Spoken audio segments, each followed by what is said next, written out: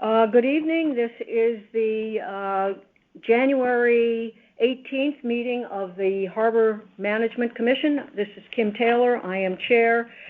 We have on the phone two members of the commission. In the meeting room, we have two members of the commission, and we're hoping others can join us. Jeff Stedman, our consultant, is also here, and I expect that Betty Gabriel, our recording secretary, will be joining us by phone. To get this meeting started, we have a flag in our room, so we're going to pledge allegiance. I pledge allegiance to the flag of the United States of America and to the republic for which it stands, one nation, under God, indivisible, with liberty and justice for all. Very good. We don't have minutes from our December meeting. Betty will be getting those to us shortly, and we will take a look at them at our February meeting. Just before I start with my report, for those of you on the phone, we will be having a presentation that's available on the Harbor Management Commission website. It's entitled October 27, 2021 Harbor Presentation Final. And you can find it by going to the Harbor Commission website, click on Files and Documents, which is on the right side of the Harbor Commission homepage. There's a drop-down menu that appears, and in that drop-down menu, there's something called a category called Miscellaneous Documents, and the presentation is under that heading. And I think that you will find the presentation part of the meeting far easier to follow if you are looking at the actual presentation. So the first item... So Kim, pardon me, it's Bill Perugini. So I'm under Miscellaneous Documents right now. And what was the title of that again? It's called Harbor Presentation. It's dated October 27, 2021. Yeah, it's not under Miscellaneous Documents. I'm in there right now. It's not. That's where I found it. I wrote a note to myself. Nope. It's Nope. Harbor Presentation.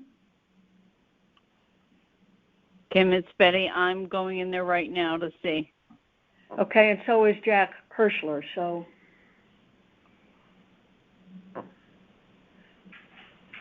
No, it was there.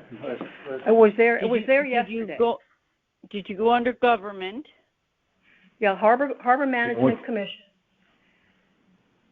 Harbor Management Commission. On the right side of the page is a category called Files and Documents. Under Files and Documents, then there's a drop-down menu that's called Miscellaneous Documents. Click on that, and once you click on Miscellaneous Documents, there should be Harbor Presentation, dated October 27, 2021. Yes. You found it? You have it, Betty? Yes. It's there. Can you send out the link then? Maybe I'm on a dated. One down. Maybe, yeah. Let me see. So I'm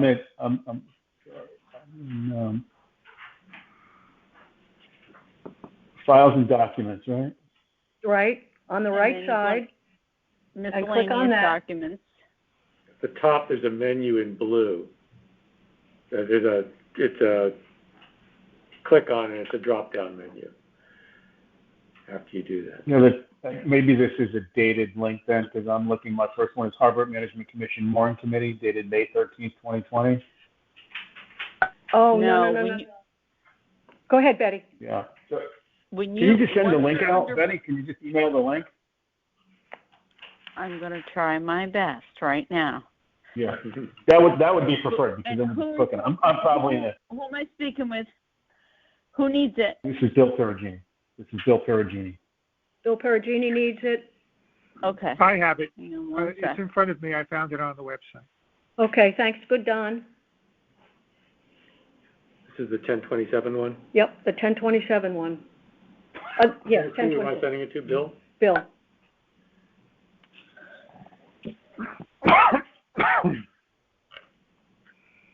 Okay. Bill, a link should be on the way. Great, thank you. Okay. Before I get into the correspondence, I want to note for the record that at our December meeting, I failed to make committee appointments, even though we have a standing committee and another committee, and we have folks on those committees. So just for the record, and so that it's clear to the public, the mooring committee is chaired by Jack Hirschler. I'm reappointing Jack to be the chair of that committee, and I asked Bill Perugini to also join that committee. So those are our two commission members who, by our rules, are members of the mooring committee. Jeff Engborg, who is also who is our mooring contractor, is also a member of that committee. And certainly any other commissioners who from time to time or regularly would like to attend those meetings, they are more than welcome. The Plan Update Committee is a committee that has been working on updating the plan for the last couple of years. Doug Metchik is one commissioner who I have appointed to that committee. The other new commissioner is Don Hyman, Cheryl Beacock, and Mary Von Kanta, both of whom are former commissioners, and Mary Von Kanta, who is a former chair of this commission, are also serving on the Plan Update Committee. So that should take care of official notice of who is on our committees. And again, any commissioner who is not appointed to one of those committees who wishes to attend is more than welcome. There's enough work to go around for everyone. So moving right along to our chairman's report, on December 27th, we had noticed a meeting of the commission to go visit the site at Sasco Beach, the site at the end of Sasco Hill Road, related to the application for a pier and a platform. We did not have enough commissioners we did not have a quorum at that meeting, so we don't have any minutes or a recording of the meeting. However, there's a picture on your agenda that was taken at that site visit, and Jack Hirschler and Don Hyman and I were there with the harbor master and representatives from Race and the owners of that subdivision and that project, and it was a very interesting opportunity to see really up close what the lay of the land is. We were there at low tide, and more about that visit at later in the agenda when we consider the application for that pier and platform. On January 3rd, the commission received an email from Stephen Pence. His family is requesting a memorial bench at the Lower Wharf. And on January 11th, I received an email from our harbor master requesting a plaque at the Lower Wharf. And more discussion about those two matters will be taken up under new business. So, are there any questions? Okay, hearing no questions, Harbor Master LeClaire, are you with us on the phone, or? He's not here with us in the room, so I assume that he will join us when it's convenient for him. Until that time, why don't we get started with Jeff Stedman's presentation, and we've got a portable mic right in front of Jeff, so hopefully you will be able to, those of you on the phone will be able to hear him. If not, please speak up and let us know, because we need you to hear him. Jeff? Oh, thank you, Kim. I guess it's not really my presentation, it's a presentation of the Harbor Management Commission. And when we put this together last year, I guess, or actually maybe when we started working to update the plan, 2 years ago. 2 years ago, we thought it would be a good idea to have especially some background information about the history of the commission and the purpose of the harbor management plan, and not only for the new members of the commission, but also for the members of the public who will be asked to comment on the draft plan when it's put together, and also for members of the public responding to our survey of last year. And also, I might mention that this presentation is dated October of last year. Since then, Doug Metchick and I have talked about it, and Doug gave it quite a thorough review and made some suggestions to break this up into what you might call 6 different chapters, with an introductory chapter, a section on the harbor management plan, a section on the federal navigation project, on boating services and moorings, and on our priorities. And I think that's what we will do. But we kept the presentation intact, though, for this purpose. And also, this is an overview, but we've also put together other presentations, and we'll continue to do that, on individual parts of the Commission's responsibility, including the history of the federal navigation project, since one of our priorities is maintenance dredging this year. And we also have another presentation of the results of the questionnaire or the survey that we did last year. And some of those comments that we received were very, very good, thoughtful. And those help us identify the priorities to work on. So for the purpose of, I guess, this meeting, I don't want to talk too much here, but as we go through, the second slide, of course, we know where Fairfield is, but relative to the rest of Connecticut. But the significance of this is the town is within the coastal area of the state of Connecticut, and that means that there are special policies established in the Connecticut Coastal Management Act that have to be considered in what we do. And in the harbor management plan. Southport Harbor, well, of course, we know the history of the harbor and how this is.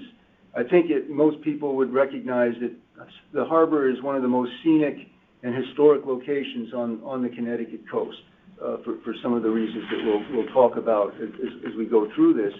But since the Harbor Commission was established in 1986. And that I'll go into some of the background of that as well. But since that time, the Harbor Commission has been the municipal agency of the town with the direct responsibilities for managing Southport Harbor in the public interest. And the historic coast, of course, is part of. And the other thing I might mention at the start too. Don Hyman had some very good ideas when we discussed one of the history of the navigation project presentation. And once these are prepared to the satisfaction of the commission, we'll make adjustments to make it maybe have more introductory remarks or a summary remark for the general public. But the history, if you're looking at that 4th slide, is extremely interesting. The drawing on the left is from the first survey that we could find of the harbor, which was drawn in 1827, and it's the result of a U.S. Army survey in 1826. And in the lower right corner is a illustration from a book that was published in 1836. It's a fascinating book, but if you see the figures at the mouth of the harbor, which is actually would be where the Country Club Beach is now, and the logs that the townspeople put vertically into the sand at that time to try to keep the sand from moving east to west into the harbor is very interesting. So that we're essentially dealing with the same issue now in 2022 as was being discussed quite a long time ago. And it's interesting that quotation that more shipping is owned in Southport in proportion to its size than any other place between New York and Boston. That's from that 1836 book that I took the illustration out before. And of course, it's the harbor is part of a national historic district as well as a state and local historic district. And some of these old photos at the lower right that we were able to get from the Pequot Library and the Fairfield Museum are really pretty special. And then the navigation project in Southport Harbor. We're now on page 6, folks. Oh, yeah. Sorry, Jeff. This is Doug Metrick. I've just dialed in. Oh, hey, Doug. We are glad you could join us. We are reviewing Jeff's presentation. We're on page 6. And we mentioned, Doug, that your suggestions for breaking this up into 6 chapters, which we will do. But we thought that for this purpose today, we would still use the one that you and I, the presentation that you and I reviewed. So that Great. The Federal Navigation Project, this is also very interesting. Hey, by the way, this is Sam Cargill. I also joined. Apologies, letting Mr. Stedman continue. I didn't want to interrupt. Thank you. Thanks, Sam. But the earliest federal navigation improvements in Southport that are part of the 3 beacons were authorized by the federal government, I believe, in 1824. But those are not considered as part of the Federal Navigation Project because they're not maintained by the Army and now by the Army Corps of Engineers. It'd be whatever the agency that preceded the Coast Guard and now the Coast Guard. But the first Federal Navigation Project was authorized in 1829, and that included building the jetty at the mouth of the harbor to deal with the problem that those characters in the sketch we're trying to deal with, and also the wall along the east side of the harbor, and then subsequently the navigation channel.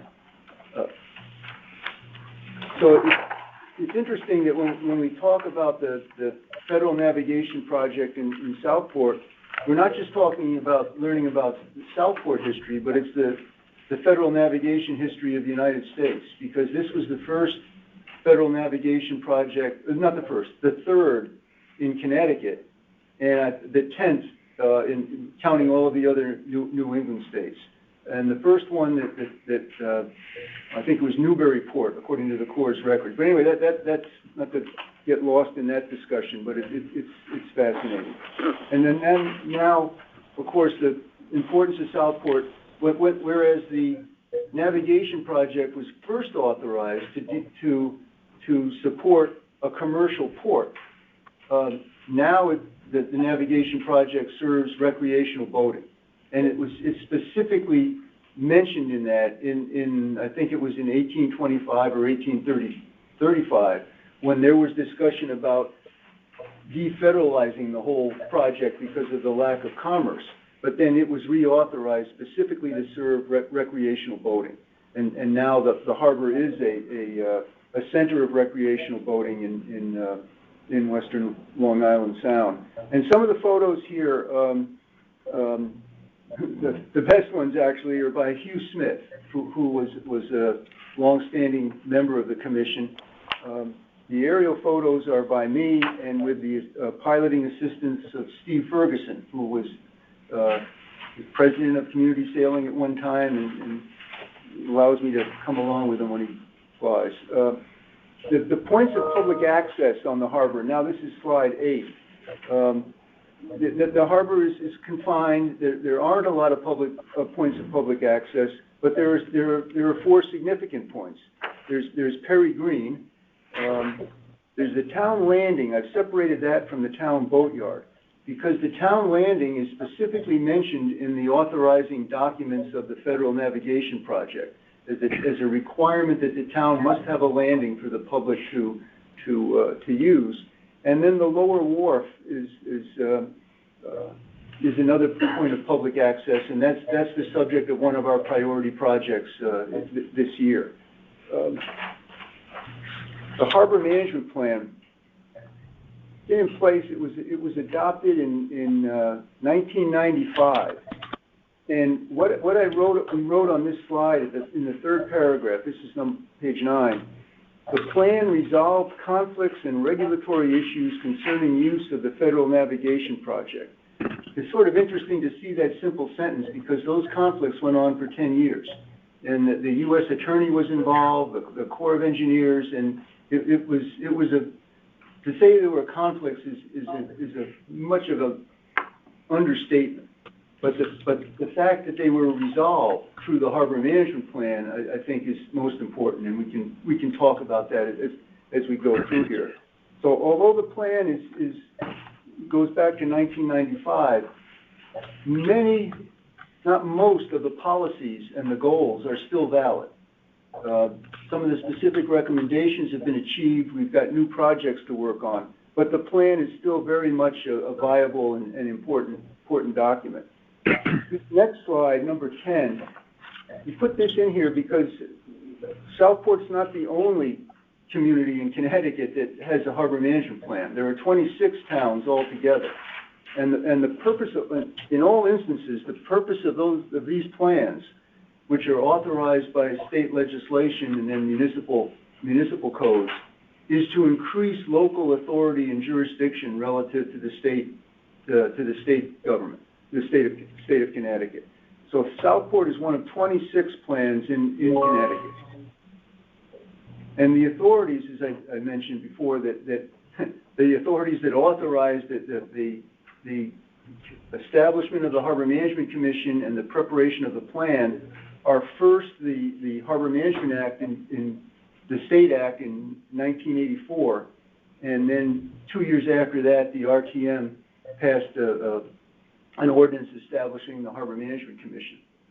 And I guess at the risk of talking too much, but maybe I will say this, that the Harbor Management Act followed the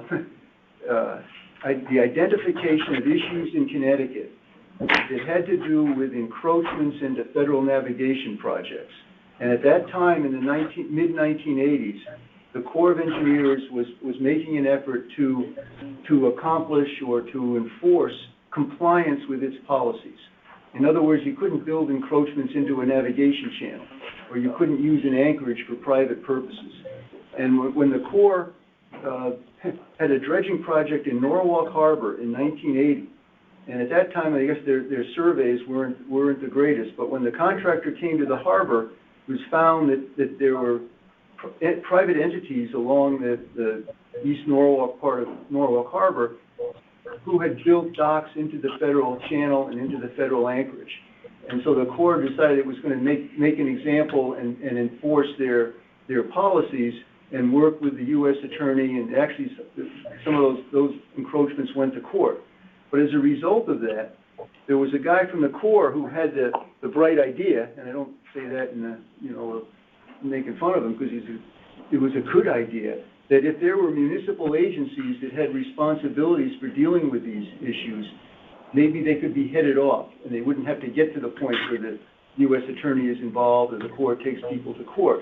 And then he worked with a senator at the time who we became good friends with from Stratford, Senator Gunther, and they came up with the state harbor management legislation authorizing municipal harbor management commissions. And it was interestingly in the mid-1980s, that's when the encroachment issues were identified by the Corps in Southport Harbor.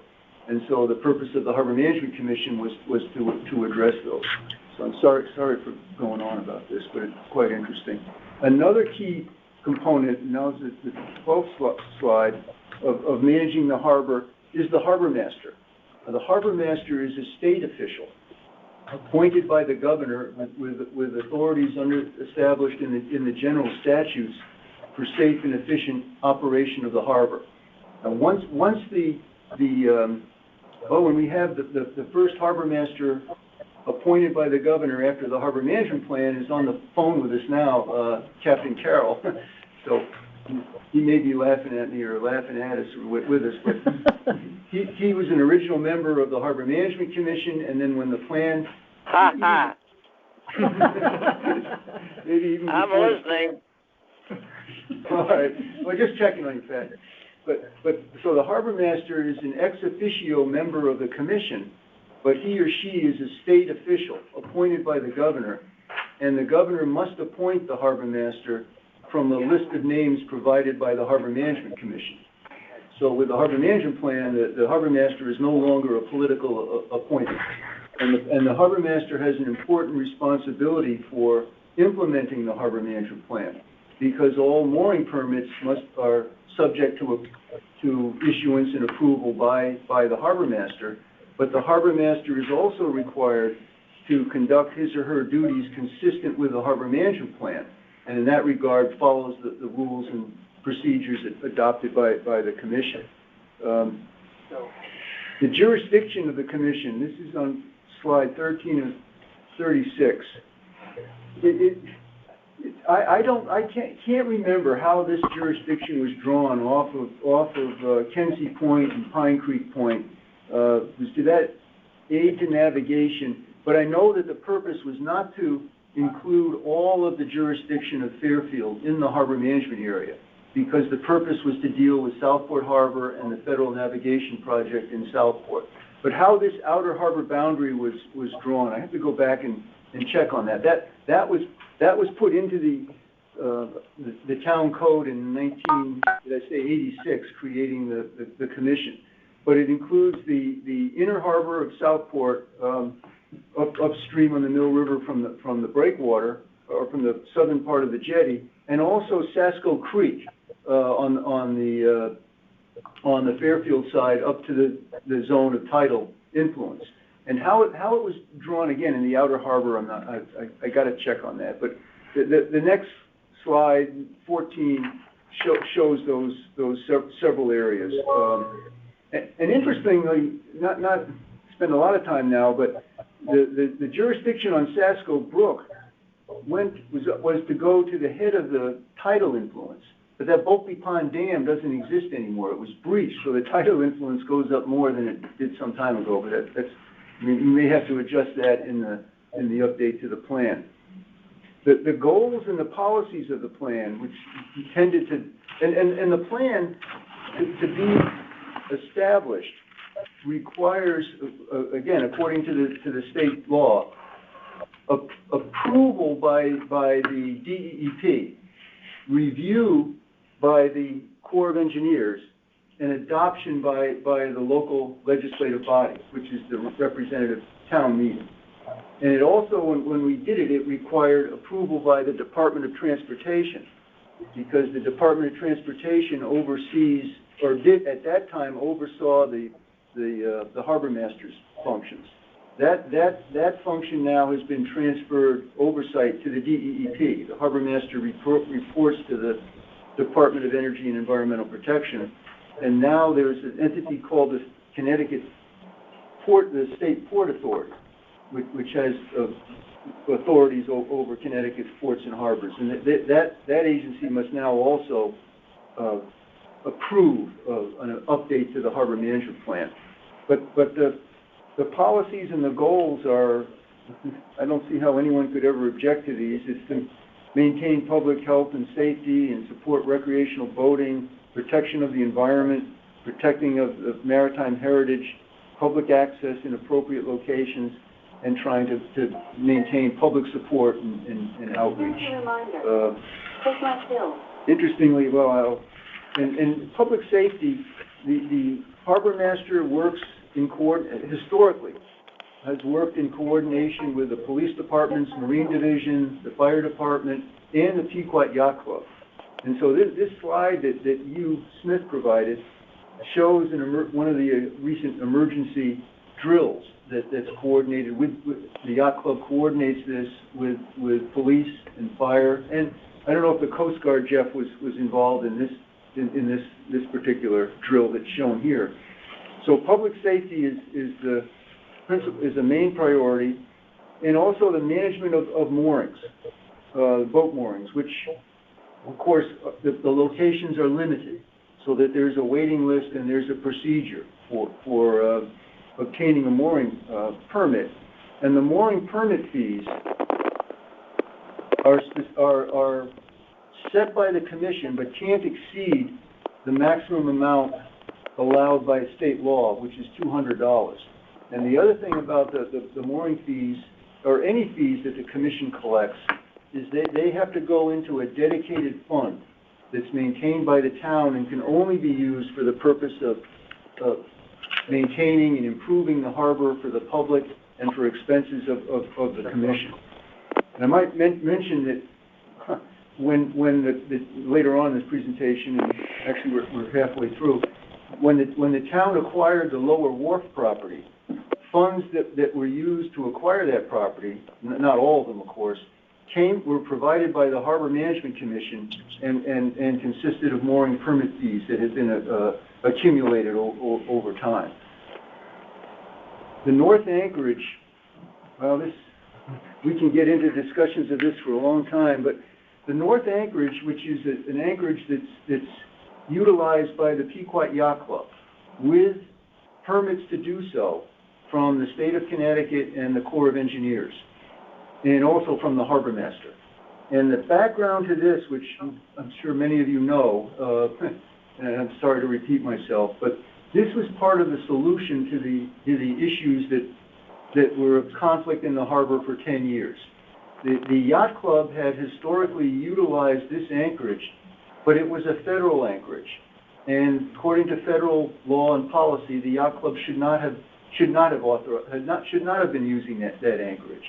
But historically they had, and to change that would have essentially eliminated reduced the viability of the club. So part of the solution to the problem of the harbor that was being addressed by the U.S. Attorney was it was agreed that federal anchorage would be defederalized to enable the Yacht Club to have its own mooring area there, subject to state and federal permits and local, the Harbor Master permits. And in exchange, the Yacht Club would provide certain boating services to the public. And that over time has evolved into a unique situation where the harbor is managed in the public interest through what I think is fair to say is a unique partnership among the Harbor Management Commission, the Harbor Master, and the Yacht Club. Even though the Yacht Club is a private entity, the Yacht Club provides services that are essential to managing the harbor. And that was part of the agreement that was the negotiated agreement with the Harbor Management Plan. And to defederalize that anchorage required an act of Congress that the Harbor Commission requested and pursued and achieved. The mooring maintenance, that's another ongoing activity, and the Yacht Club provides this service to the Harbor Management Commission at cost, and that's part of the agreement as well. And all of the mooring tackle used in the harbor, with the exception of the tackle in the North Anchorage, is owned by the Harbor Management Commission. And the boating services for the public, the launch service, the access to its service dock, the vessel waste pump out facility for public use, and the assistance with the required inspection and repair, those are all part of the boating services that the Yacht Club provides to the public. And there is a memorandum of agreement between the town and the Yacht Club concerning the provision of these services. And that's part of this unique partnership. Page 21 of 36, and this is interesting because there are two gentlemen here today that have a project that's being presented for review by the Harbor Management Commission. But an important function of the Harbor Management Commission is to review projects that affect the harbor and to provide recommendations to the state of Connecticut when state permits are required, and also to the town of Fairfield permitting agencies when town permits are required. And I think one of the things that members of the commission and previous members and people who work with the commission are most proud of is the role that the commission played in the Exide Mill River cleanup project. This was the biggest environmental remediation project in Fairfield, arguably in Fairfield history. And it did not require local approvals, but since it affected the harbor, it required review by the Harbor Management Commission. And although the Harbor Management Plan, of course, didn't specify how Exide should clean up the lead out of the river. It does establish policies for improving water quality and fish and wildlife habitat and protecting the quality of life along the harbor. And we use those policies as leverage with Exide in reviewing their project plans and their ultimate plans for cleaning up the contaminated, the lead sediment. And I think this is something that we were all very proud of, the involvement of the commission. Now, with respect, I'll stop talking about that now, but the other significant part of what the commission is responsible for doing is pursuing dredging as necessary of the harbor, of the Federal Navigation Project. Even though the Corps of Engineers is responsible for maintaining the navigation project, that doesn't mean they have to maintain it. What they do is dependent on the need and on the availability of funds. And right now, when we were doing the harbor management plan, one of the important, what do you want to call it, arguments for doing the plan was that the Corps of Engineers would not consider dredging the harbor unless we solved the issues that I mentioned, the conflicts. And they said that if the plan was approved and in place, we solved these conflicts, they would proceed with a dredging project to dredge the harbor. And at that time, we were able to get federal monies to do that, authorized by Congress. But they were authorized through the congressional earmark process, which doesn't exist anymore. In other words, they didn't go through the Corps' budget, because I think you can argue that there's not like a big federal interest in dredging Southport Harbor as is in Baltimore Harbor or Boston Harbor. But we were able to accomplish a federal dredging project in the period 2004 to 2005. And also at that time, the Public Works Department, 2004 and 5, as you can see from that top slide on page 22, assisted the Corps by excavating sand from the area near that sandbar, which is over top the jetty.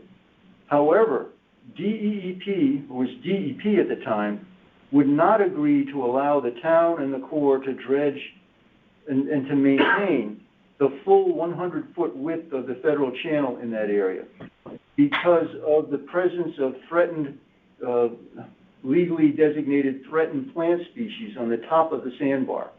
And so we were limited to only maintaining a 75-foot width of the channel.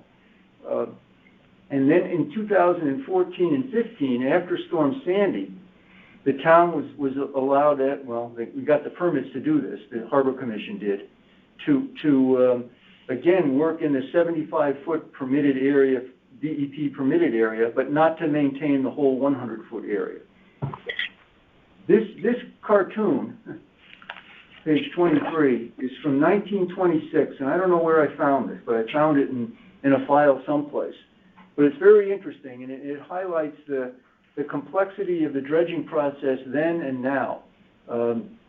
And the process is just inherently lengthy and complex, and we have to deal with permits, environmental issues, and funding issues.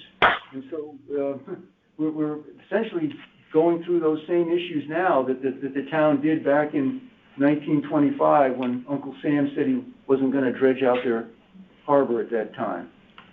The harbor also supports, of course, special events, and I guess the prominent one is the Blessing of the Fleet and the Southport Street Parade.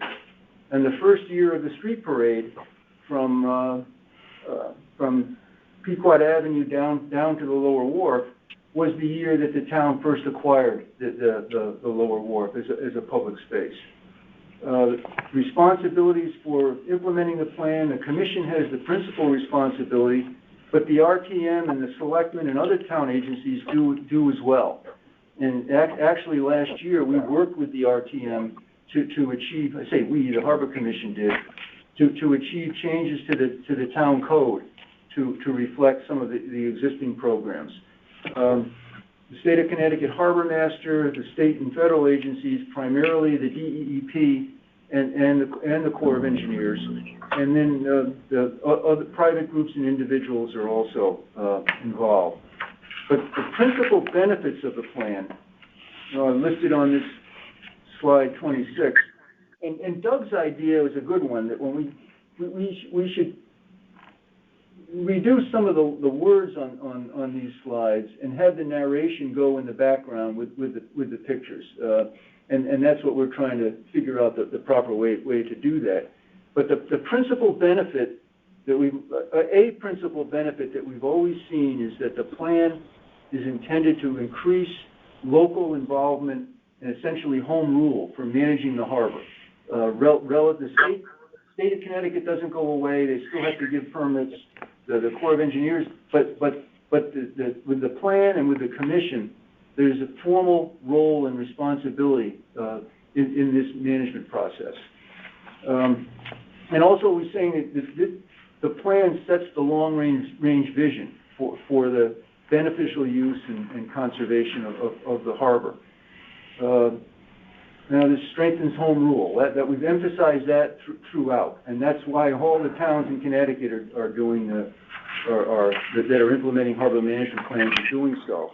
The priorities that we see back in October of last year, updating the plan, harbor management plan, of course, including a long-range plan for managing the sand at the mouth of the harbor, and then actually accomplishing dredging the entrance channel to the 100-foot width, which we're working on with the Corps now, completing what we call the Lower Wharf Improvement Project, which I'll mention, and then back in October we wanted to complete updating and fine-tuning the mooring administration rules and procedures. But I think that's less of a priority now because we've achieved changes in the town code and the rules and procedures themselves following public hearings. So I think at number 4 we can cross off our list as having done that. And I said updating the plan, which I think that we can accomplish this year, even though the goals are still good. We've achieved a number of the things that were set forth in the plan, and now some of the things that we want to achieve, including the improvement of the lower wharf and the sand management plan. That if we can get that established in the harbor management plan, that will be a major accomplishment.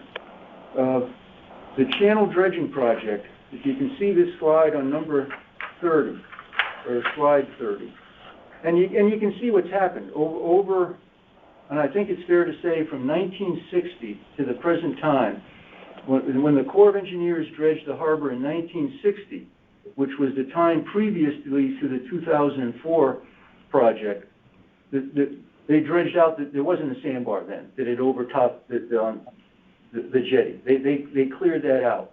But then nobody paid attention to it, and it developed over time. And you can see certainly how it has with the sand drifting from east to west and overtopped the jetty, and then actually into the federal channel. And then along with that, the grasses of concern that are protected by law, and then also 8 or 9 years ago, the nesting of a pair of piping plover, which are an endangered species. So that also affected, our ability to dredge this channel. This plan that we have in the upper right was a plan that we put into the permit application after Storm Sandy to enable us to dredge in the 75-foot width, and it would create a setback into the channel. But now we're working with the Corps to dredge the full 100-foot width of that, and that will involve substantial cutting into the channel. At the same time, we mitigate properly to the satisfaction of DEEP and the Corps the impact on the grasses and on the piping plover habitat. So I think it's fair to say that may be the priority project that we would want to leave the people who follow us with the benefits of, because we haven't been able to accomplish this since 1995 when the plan was adopted. And the sand management, this photo in slide, 31, interestingly shows the difference between 1934 and 2018, where the 1934, the sand had not yet built up on the other side of the jetty.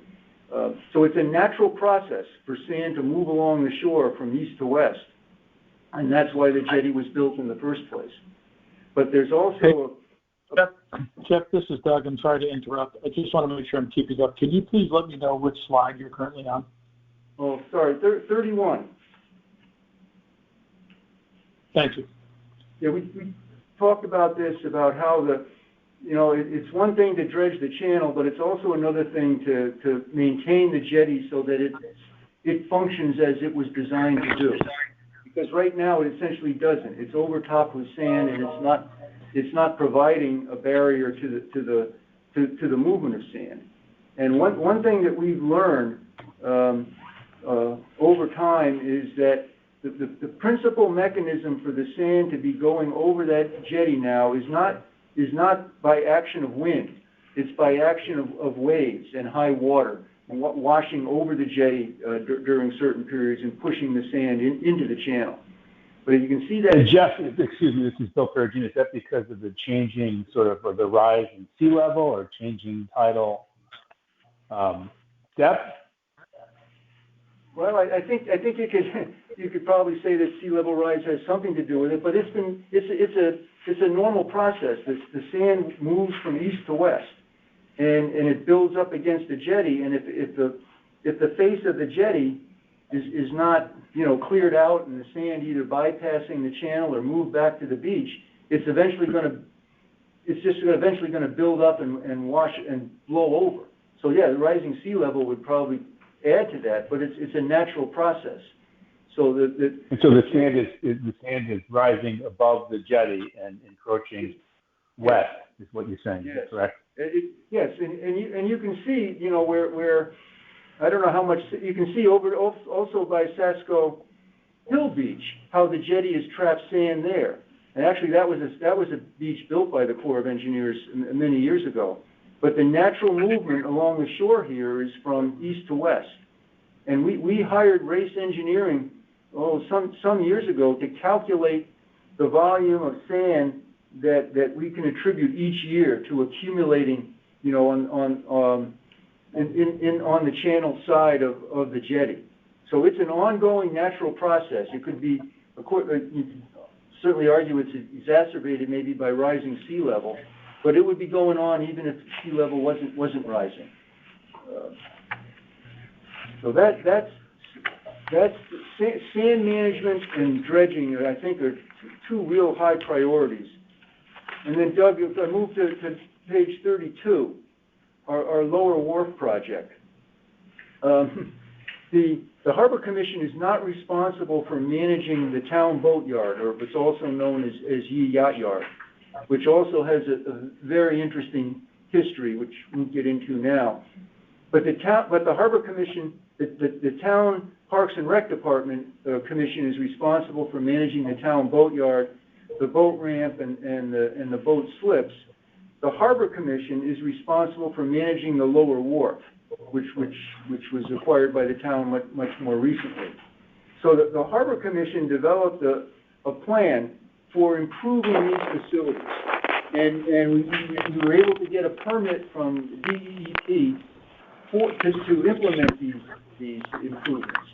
And one part of the improvement was replacing and redoing the boat launching ramp, which Public Works did, rented equipment and did the work with funds that were allocated by the RTM, by the town and capital projects to do that.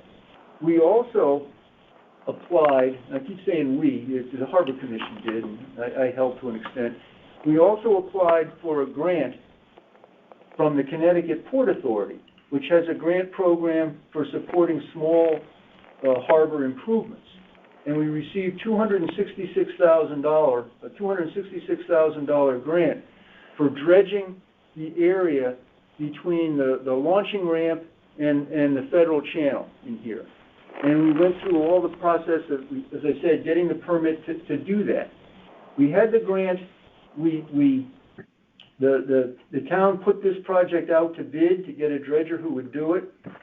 We could not do the project because the permit that we received is conditioned on having another dredging project in Long Island Sound to act as the cap of what they call the challenged or contaminated material that would be dredged. And there were no other dredging projects in Long Island Sound in the last several years, in part because of issues having to do with New York State's opposition to dredge material disposal in Long Island Sound.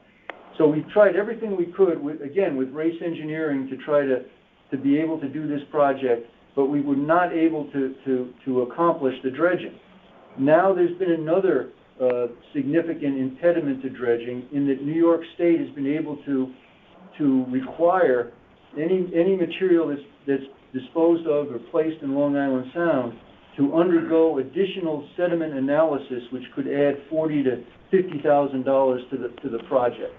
So we, in discussions with both the Port Authority, who provided the grant, and with the Parks and Recreation Department and Commission and the town's marina manager, we've decided to, instead of focusing on this dredging this area, to focus on fixing the pier, repairing, replacing the public pier at the lower wharf, and fixing or repairing the old wall.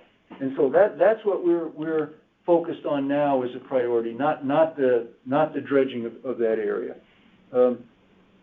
As I mentioned, the mooring administration is no longer, I think fair, Jack, as the mooring committee chair, to say it's a priority to fix anything in terms of the mooring administration. We have an online system that's up and running. So I think that's less of a priority. And I'm almost finished talking. We also, back at this time, we also thanked everyone who responded to the online questionnaire and survey. And of course, we invite everyone, members of the public, to come to the commission meetings and provide comments. And the acknowledgements doesn't include some of the new members. And it includes the acknowledgments from last October, some members who are no longer on the commission. And I think their terms expired, and we want to recognize the contributions that they made, Kim, over their terms. Absolutely. Maybe we do that at the next meeting. Okay. But anyway, I appreciate the chance to go over all this. I think it's good work that the commission has always done, and it doesn't end. Thank you, Jeff. So, commissioners, and any questions of Jeff about the presentation, about particular issues? This is Sam Cargill. I just want to make a comment. Jeff, that is really an amazing presentation, and succinct, and I think I am now ready to be a legitimate harbor commissioner. Thank you so much for that presentation. Hey, Sam, it's Bill Perugini. I'll second that. I feel privileged. This is only my second meeting, and I have these insights. So thank you very much for that. You're way ahead. Just a quick question. Yeah. Just a quick question relative to the North Anchorage. So that was initially under the purview of the federal government and the Harbor Management Commission, but Yes. It was the Pequot Yacht Club that had taken on those moorings, and so to not disrupt their prevailing activity, that was the genesis of the collaboration that is now in play relative to managing the harbor. Is that correct? There were three parts of the issue that were addressed. To address in a successful and positive way. And one issue was that the yacht club was occupying the federal anchorage that we're calling the North Anchorage. The other issue was that the big area opposite Perry Green over to the Country Club of Fairfield side, that area was actually formally designated as a channel in the federal authorizations. But it had not functioned as a channel in a while, and it was now filled with moorings. So according to the Corps' policy and rules, you can't have moorings in a federal channel. And the third part of it was that the yacht club's docks they had built new docks, and those docks encroached into what was then the channel. So the solution to all of these, those and those are the principal issues, was to agree on a plan to realign the federal navigation project. So the North Anchorage was defederalized. The large area that had been considered a channel and it had boats moored in it, that designation was changed to an anchorage so that boats could be anchored there.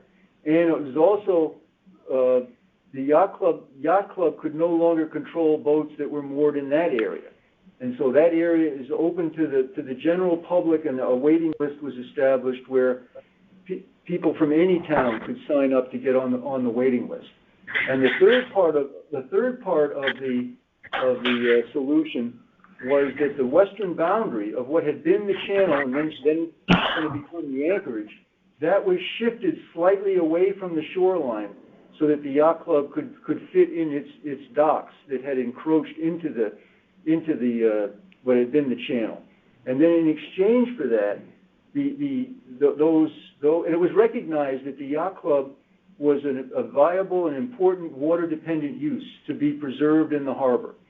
And so to accommodate the yacht club and the yacht club's needs, it was agreed to realign the channel in that manner, or the navigation project in that manner, and that the yacht club would assist the commission with management of the harbor in the public interest and provide those several services that we talked about. And that there would be the waiting list for harbor moorings would be open to all on equal terms. There's no restrictions based on town of residence. Those were the three main things that problems that had to be solved. And interestingly, part of the and I'm getting into the weeds here, but I'll stop in a second.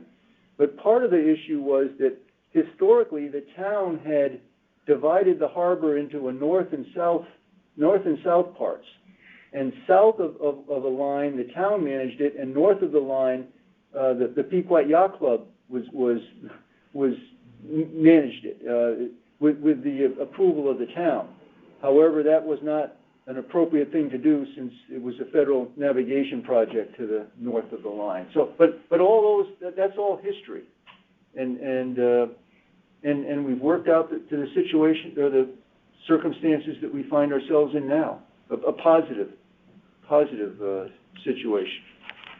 So currently the North Anchorage is shared by both the Pequot Yacht Club and also the Harbor Management Commission. Those moorings are managed by both entities. No. Right? Well, there's two anchorages. There's what I said was the wide channel that was changed to Anchorage, and that's opposite Terry Green and across to the harbor. That's a federal anchorage, and it's managed by the Harbor Commission, by the harbor master, and the public has equal rights to use it, get on the waiting list.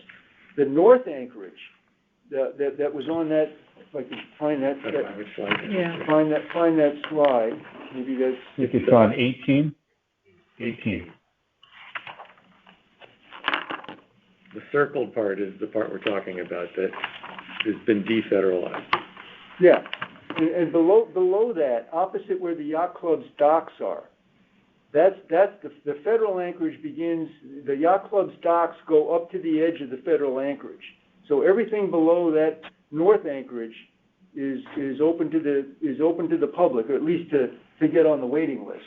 And the yacht club in the North Anchorage, they have permits specific to a yacht club mooring area that have been issued by the Corps of Engineers and the DEEP. But the moorings, every mooring in the harbor, regardless of whether it's a yacht club mooring or a individual private public mooring, every mooring requires a permit from the harbor master. But the ones encircled in slide 18 are exclusive to the Pequot Yacht Club. Is that correct? Yes. They have a commercial permit for those. Yes. Those four moorings you see there that have No boats on them. Those are the transient moorings lined up there, and those are within the federal Anchorage. The ones right in the middle. And that was another aspect of the harbor management plan, that we would provide mooring space for transient boaters to visit the harbor.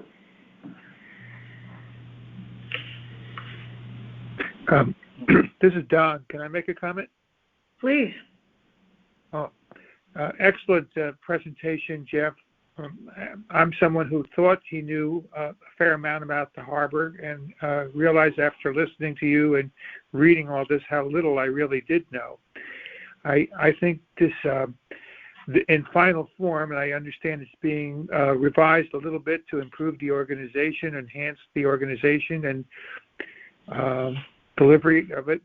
I think this will be important for anyone who enjoys the harbor as a boater or as a spectator or as a passenger, or in any regard, to be familiar with.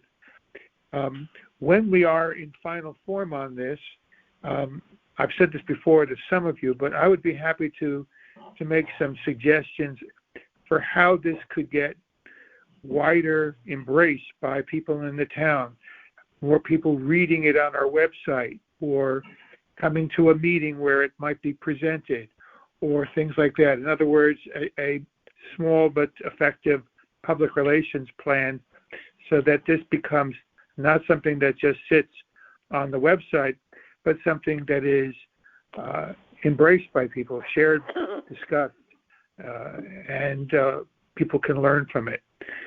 That's one thing I wanted to say, and I hope that coincides with the start of the boating season in May. I don't know what the timetable is, but if we can do something when spring is in the air, I think that would be really good.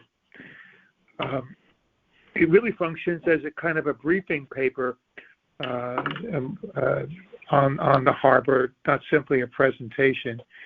And I think as it gets revised, as I've said for another document we looked at, I think putting a kind of just a brief little section in the front, one page on the goals of the particular of this document, which are simply to educate and to win support for the harbor, educate on issues and win support for our efforts in short form.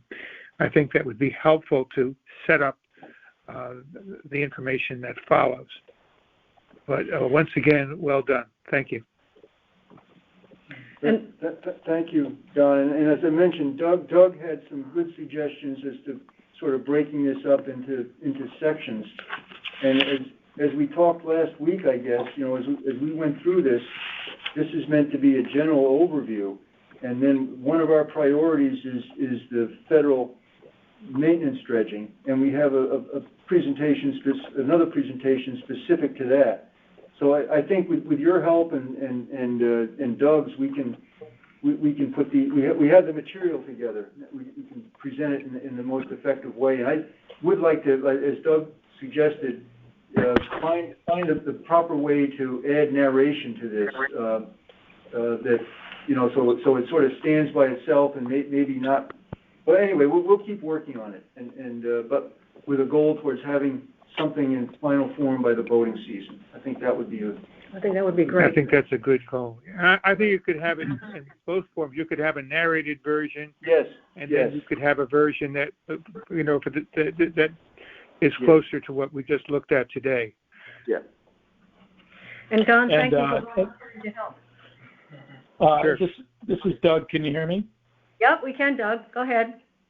This is directed to everybody here, but a little bit to Jeff also, based on some discussions we had around this. I have followed up regarding the intern program that you and I talked about, and have a lead on possibly getting intern support from the high school to develop the narrative on the presentation.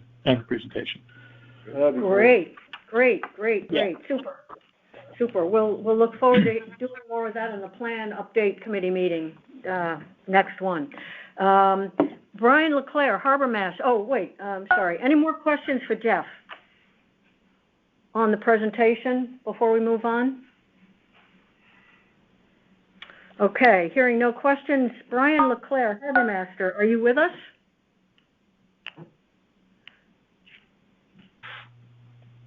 I guess Brian is not here this evening. So we'll move along. The next item on our agenda is the race application for pier and platform. And Devin Santa is here with us in the room, as is Chris Russo, representing the owners of the Subdivision project there at 1143-1155 Pasco Hill Road. As I mentioned earlier, some of us took a field trip and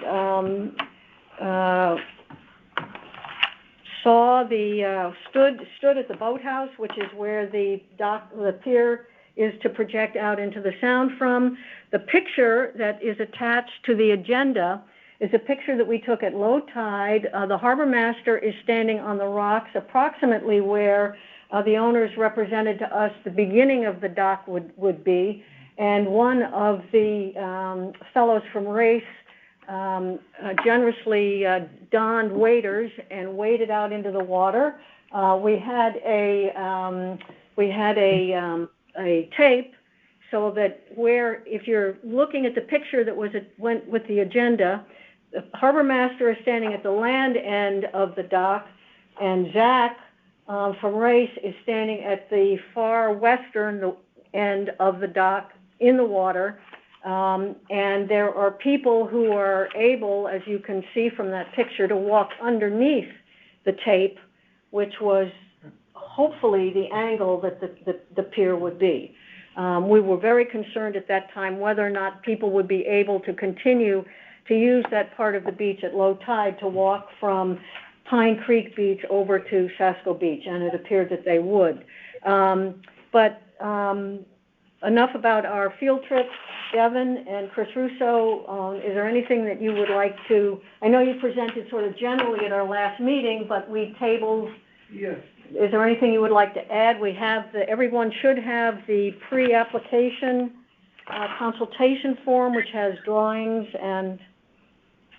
No, I think thanks, Chairman. Thanks for the attention of the commission to go and do the field research and check out for yourselves what the structure would look like once in place.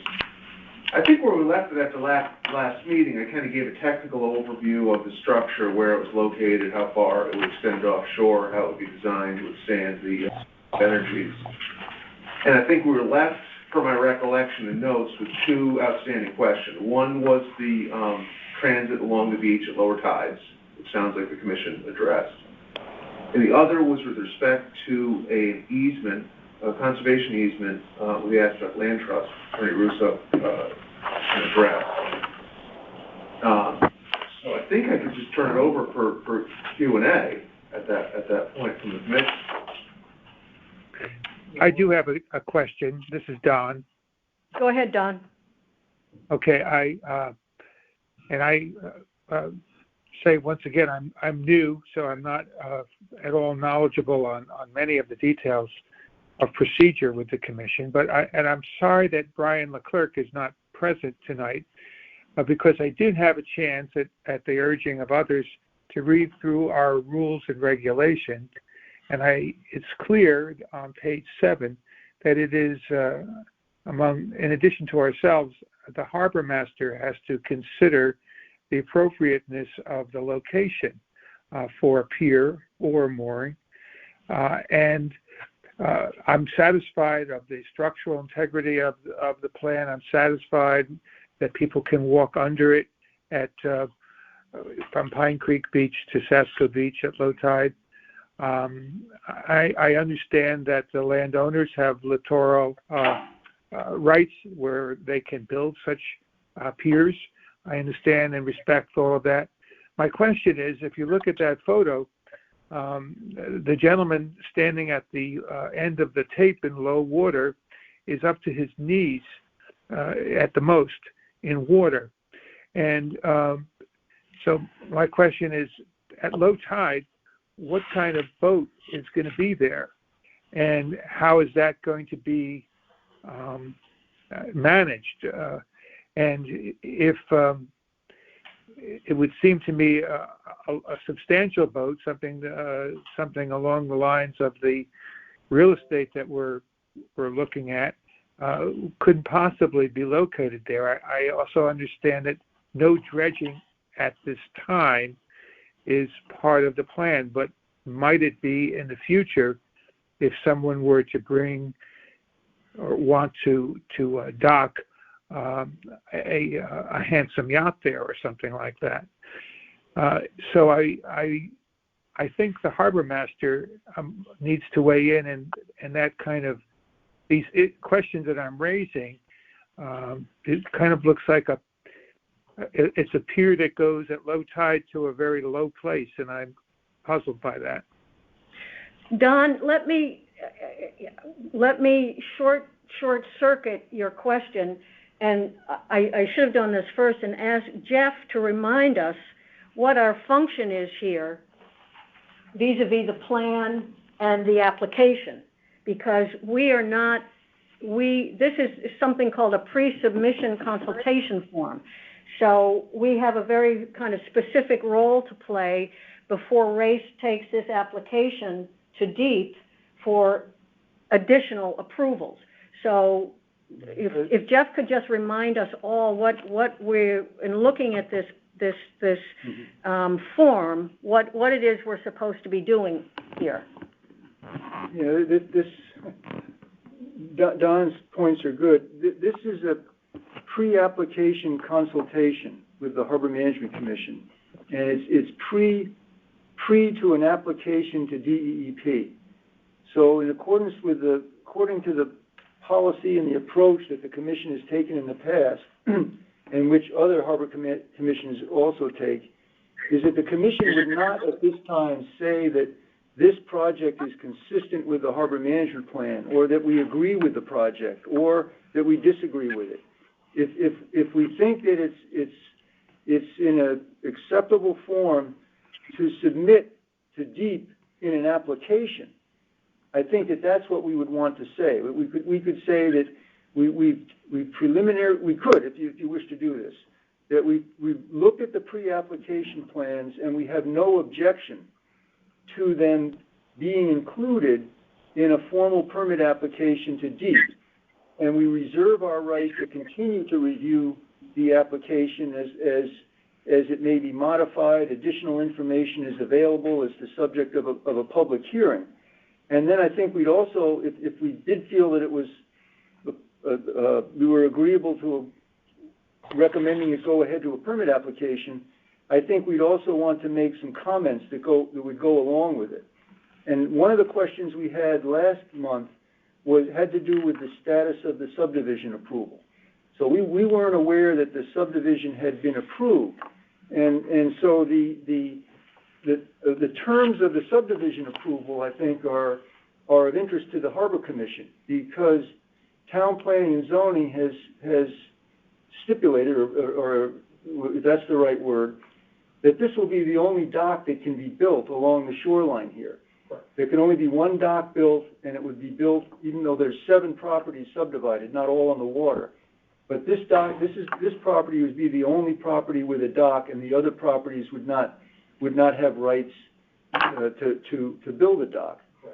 And I think that's significant. And one of the issues, this isn't an issue with you, but I believe that my opinion would be that this is an example of an application to a planning and zoning authority that should have been referred to the Harbor Commission for review and comments before the TP&Z acted on it, because it's clearly it's a proposal that affects the property on contiguous to the harbor. But that's not your issue. That's something I think we have to take up with planning and zoning. So that's one.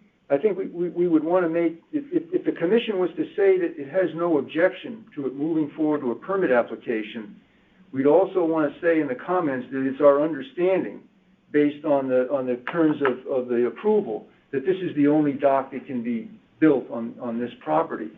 And we'd also, I think, want to say that we understand, not just this property, but the other subdivided properties. And that we'd also want to say that... Before you go on to the next, can you briefly just explain to us what the legal basis would be to preclude waterfront property owners from being able to apply? Right, so it goes back a bit. So yeah. Did everyone hear Jack's question to Mr. Russo? No. I'm sorry, Jack, could you repeat it? I was just, before Jeff went on to his next point, I just wanted to just clarify from my understanding. He made the point that only one of the properties of the 7 would be able to have this dock off of its offshore. But there are other waterfront properties in this subdivision, and my question was what the legal basis is for precluding those other properties that are waterfront from being able to apply for a dock. I don't understand under riparian law why that would be. So here's the history of it, and can everybody hear me? Is everybody? Yes, thank you. Yes, I think they can hear you. I'm pretty loud. I'm Italian, so I should be able to hear me. And this may be the reason that P&Z didn't refer this over to you, though I agree it would obviously make sense for it to have been referred over to you. There was an original easement to Aspetuck that was granted by Catherine Regal Emery, and that was the original easement to Aspetuck, and that it was called a conservation easement, and it did have protections in it, no doubt, but there were provisions of that easement, like the property owner or any subsequent property owner was allowed to build a helipad within the easement. They were allowed to put a pool within the easement. There was actually a provision to they were able to put another house in the easement. So it was a quote-unquote conservation easement, but there was still a lot of benefits that the owner could have gotten out of the easement area. One of the things in that easement as well, that original easement, allowed for only one dock to be constructed on the entire site. So when we went for this new subdivision application, we talked with Aspetuck and the town, and we made clear we were going to, obviously the conservation easement was in place, but in working with Aspetuck, we agreed with them to enhance the conservation easement. And so there's actually a revised conservation easement that eliminates some of those provisions. So, no helipad. The area for the swimming pool is very limited. It's basically behind the boathouse. It specifically was, the big goal of it was to protect 2 areas. There's an area that's to the northwest of the boathouse that I showed on the site walk, which is the bird habitat. It's a coastal meadow. It's, I believe, the only example of a coastal meadow on the Fairfield shoreline. There may be one that's a little bit interior on Ash Creek, but so it's a pretty unique habitat. So this easement boosted up the protection of that habitat. And then the other one actually is the cliffs that, quote-unquote cliff bluffs that are to the southeast of the boathouse that run kind of, that actually as well is a pretty unique bird habitat. There's some birds that will live in the cliffs there, and there's not a lot of examples of that along the Fairfield shoreline. So that was the main goal of the revised conservation easement. But it also again stated and made clear that there would still be the provision for one dock. Now, the commission wanted clarity on that because we were splitting it up. Were we then saying that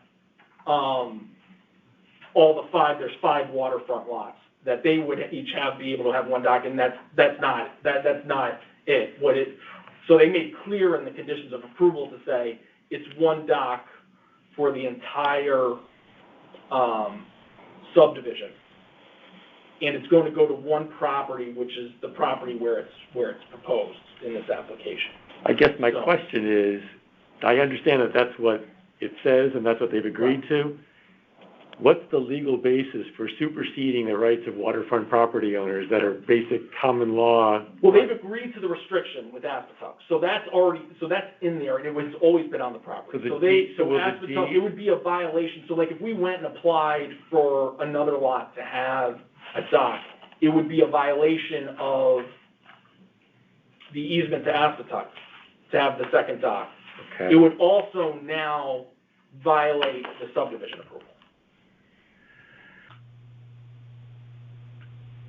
Do you mind if I Please. ask you a question? This is very interesting. It brings this up. The subdivision approval says that no additional docks or other structures shall be allowed in the entire conservation area outside of Lot 4.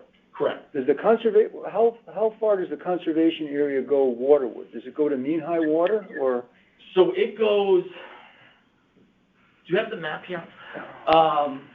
Sorry. I have this map here. So this is going to get a little confusing. I'll tell you. I'm trying to walk you through the subdivision. So, and I don't know if the people on the commissioners on the call have this subdivision plan. What page of the subdivision plan are you on? It's not in that. It's not what you have. That's what planning and zoning sent. Yeah, this is planning and zoning. So basically, the Aspetuck has an easement that runs from our property line back about,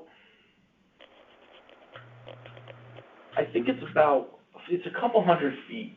In some places, like it's 181, it is the dark gray of this. It spans from Kenzie Point all the way to Sasko Beach. That is, it's 7 acres.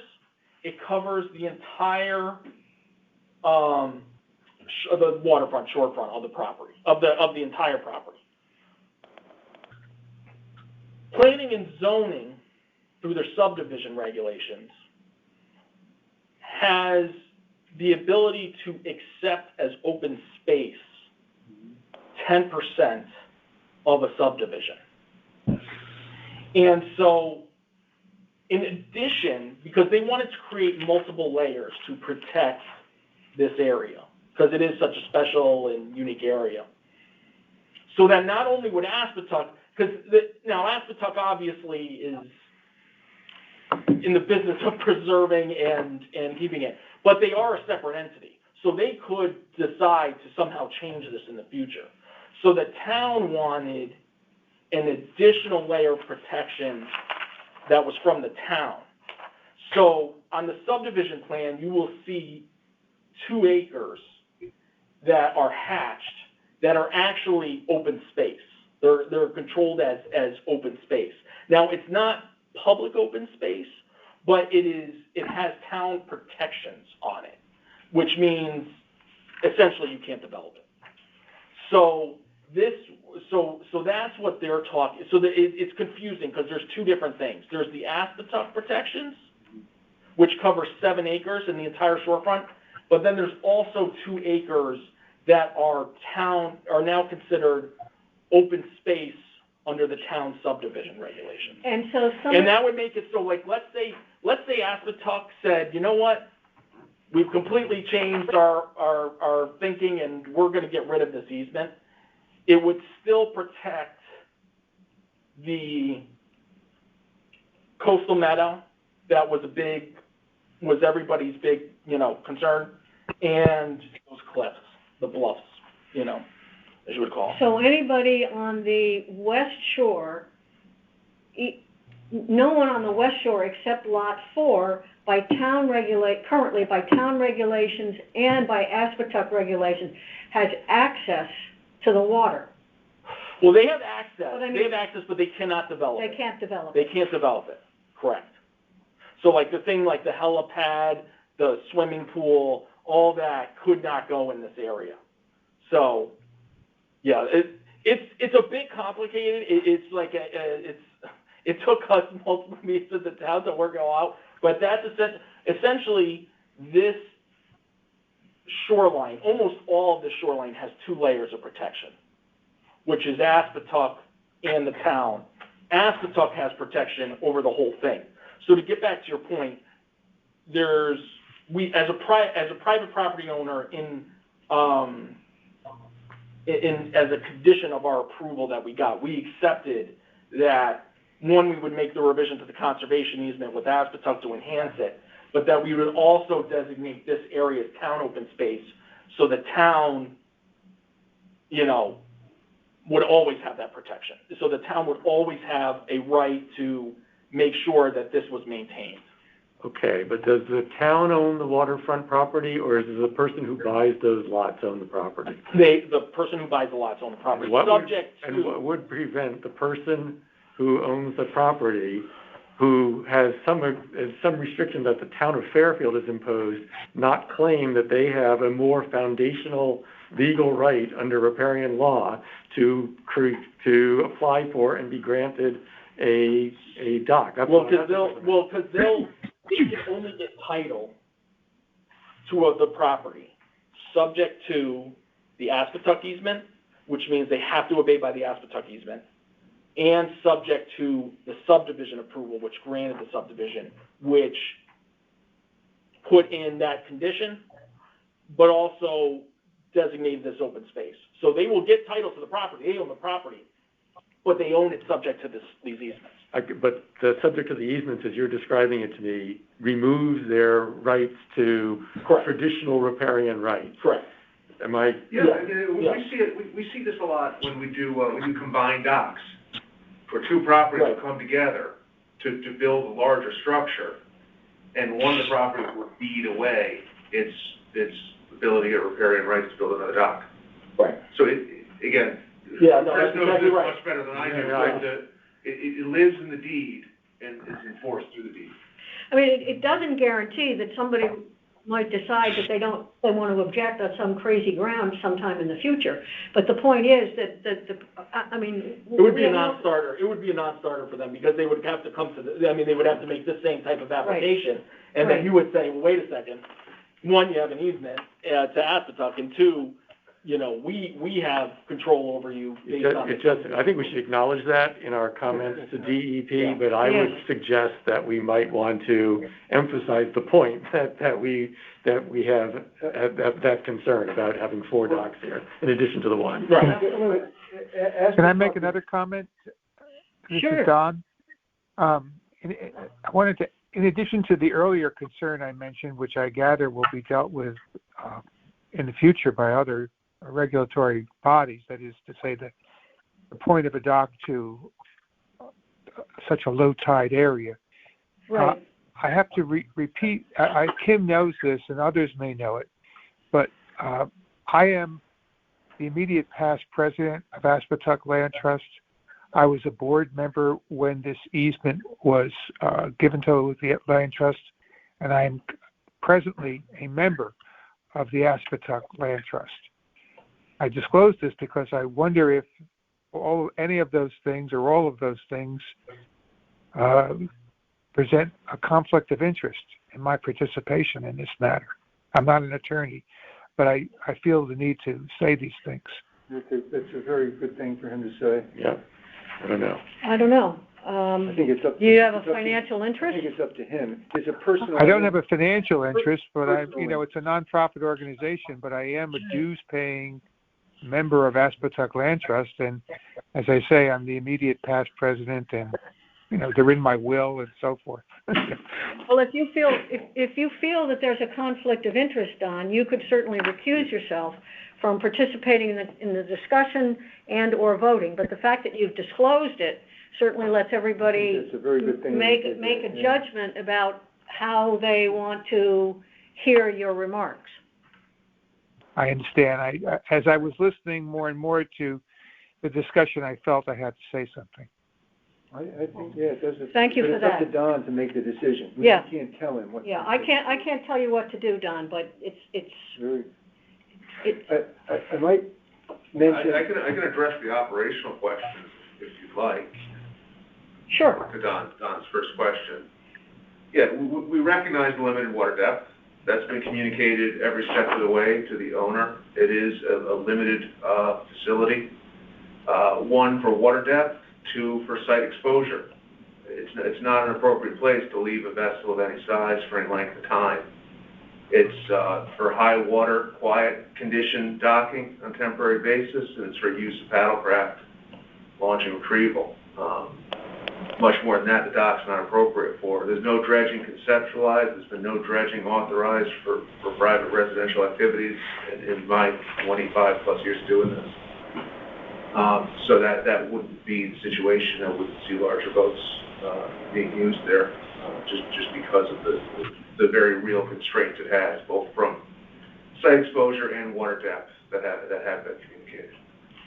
When we had our tour, we didn't have a quorum, but I made this point, but I think I should make it in tonight's meeting as well, just to clarify for the record that our rules and procedures on page 8 under Rule 6N little vi on the topic of assignment of mooring locations, that paragraph says that there will be no approved mooring locations offshore properties outside the inner harbor and within the harbor area. So it's important also for the owner of the property that buys this to not only understand the point you just made, but also to understand that this town will own any mooring tackle, and it does not plan to put any mooring tackle in the harbor management area, in that area of the harbor outside. Yeah, that's good to know. It was something I was not aware of. I think that would be a comment. Okay. A comment that we would make we specifically address the risk of, for the very same reason about exposure, that the town does not wish to put the town's tackle in such a dangerous area. So. And if I might make one comment as Sure. well, Jeff. You mentioned objecting or not objecting to this application, and from my understanding of what's being asked of this commission through this form, it's not so much objecting or supporting this application. It's merely commenting on the consistency or inconsistency of the harbor management plan. I have a completely different thinking about that. I don't mean to interrupt. Okay, I'm just saying what the form says. I know what the form says, but we discussed this in other towns, and in fact, we had an issue. That's not based on a regulation. That's a deep policy to have this. So we're not obligated to check any of those boxes.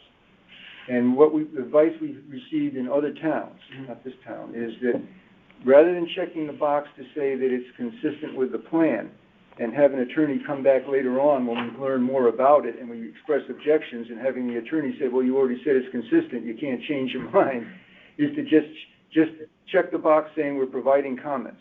That's the standard approach that we've used here in the past, and also in other towns, Devon and Stratford and Norwalk and Greenwich and other towns as well, so that we don't box ourselves in by saying there was an attorney, and it was actually in Stratford. He said, you check the box at the beginning, you can't change your mind. And that's when the town attorney in the other towns said, don't check the box. Fair enough, but the point is, it's still not being asked of you to either support or not. Right. But DEEP recognizes that this is the standard approach that harbor management commissions use, and this is the approach we've taken before. Yeah. I didn't mean to be aggressive in responding to you. It's just that we had a legal brief that was filed in another town that said you can't change your mind. No, nor did I want to point out something that is on face value obvious. I think we're in agreement that you as a commission, any individual gets multiple bites of this apple. Mm-hmm. It's going to go out to deep public notice, and 25 signatures gets a public hearing. Yeah. So there's other bites of this apple. So what we're asking for, we have a multi-step process to go through. Right. This is the first step before we submit the application. I say we're humbly asking for this completion of this form. And I know and I apologize for talking so much at this meeting, my voice will get sore, but although Planning and Zoning didn't refer this application to the Harbor Commission, they did refer it to DEEP for comments. So DEEP's comments, Attorney Russo, you've seen these, and DEEP had supported the provision of the open space and the coastal, the easement to protect coastal resources as a possible alternative to requiring you to provide public access along the shoreline. So DEEP is okay with what is being proposed, But they also go on to say that the applicant should be aware that in the future, shoreline flood and erosion projects would not be likely to be approved on these other properties. They say that the commission, meaning TP&Z, should be aware that shoreline flood and erosion control structures would not likely be allowed for any of the newly subdivided waterfront lots once they are subsequently developed. I'm assuming that you were aware of that as well. And I guess that's an effort to preserve the natural shoreline. And then the other question, and this may seem hot, but when I asked about what is the waterward boundary of the conservation area? Is it go to mean low water or mean high water, or where does it go? And I'll tell you why I asked that.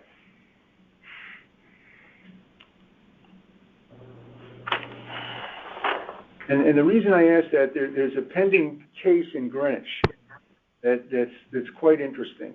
And in that instance, DEEP granted a permit to a property owner for a dock, but it doesn't attach to the applicant's property.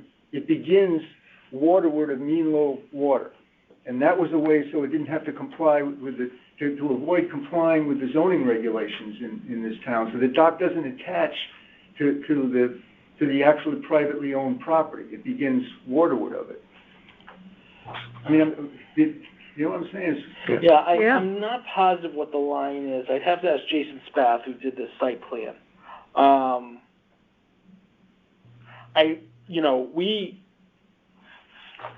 This is proposed to go off the boathouse, which is definitely our property. Mm-hmm. What that line, where this line comes from, because I don't think it's the CJL. Mean high water. Hi, Chris. Mean high water is that sounds right to me. Yes, hi. So this is Haley Simpson. I'm also on the line from Race Coastal Engineering. And hi, Haley. Hi. I'm looking at the drawing right now as well, and based on my interpretation of it, as Chris said, he probably would have to double check, but it looks like it is mean high water along the site. So DEEP has a history of approving a structure that's waterward of mean high water, and therefore would be compliant with this condition. No other structures allowed. I'm not looking for. It's just an interesting thing that's come up in another case. But I don't know. I think that if we identify all these issues that we've talked about, and again, it's just my suggestion to have no objection to it moving forward, but with a statement of all these things, these concerns that we've talked about, that must be addressed in the regulatory process. Mm-hmm. And I think we'd also want to communicate with planning and zoning about referring these sorts of things to the commission in the future, because we could have had these discussions with the short-circuited, right? TP&Z subdivision. So, commissioners, there are other questions for Devin Santa or Chris Russo or Jeff?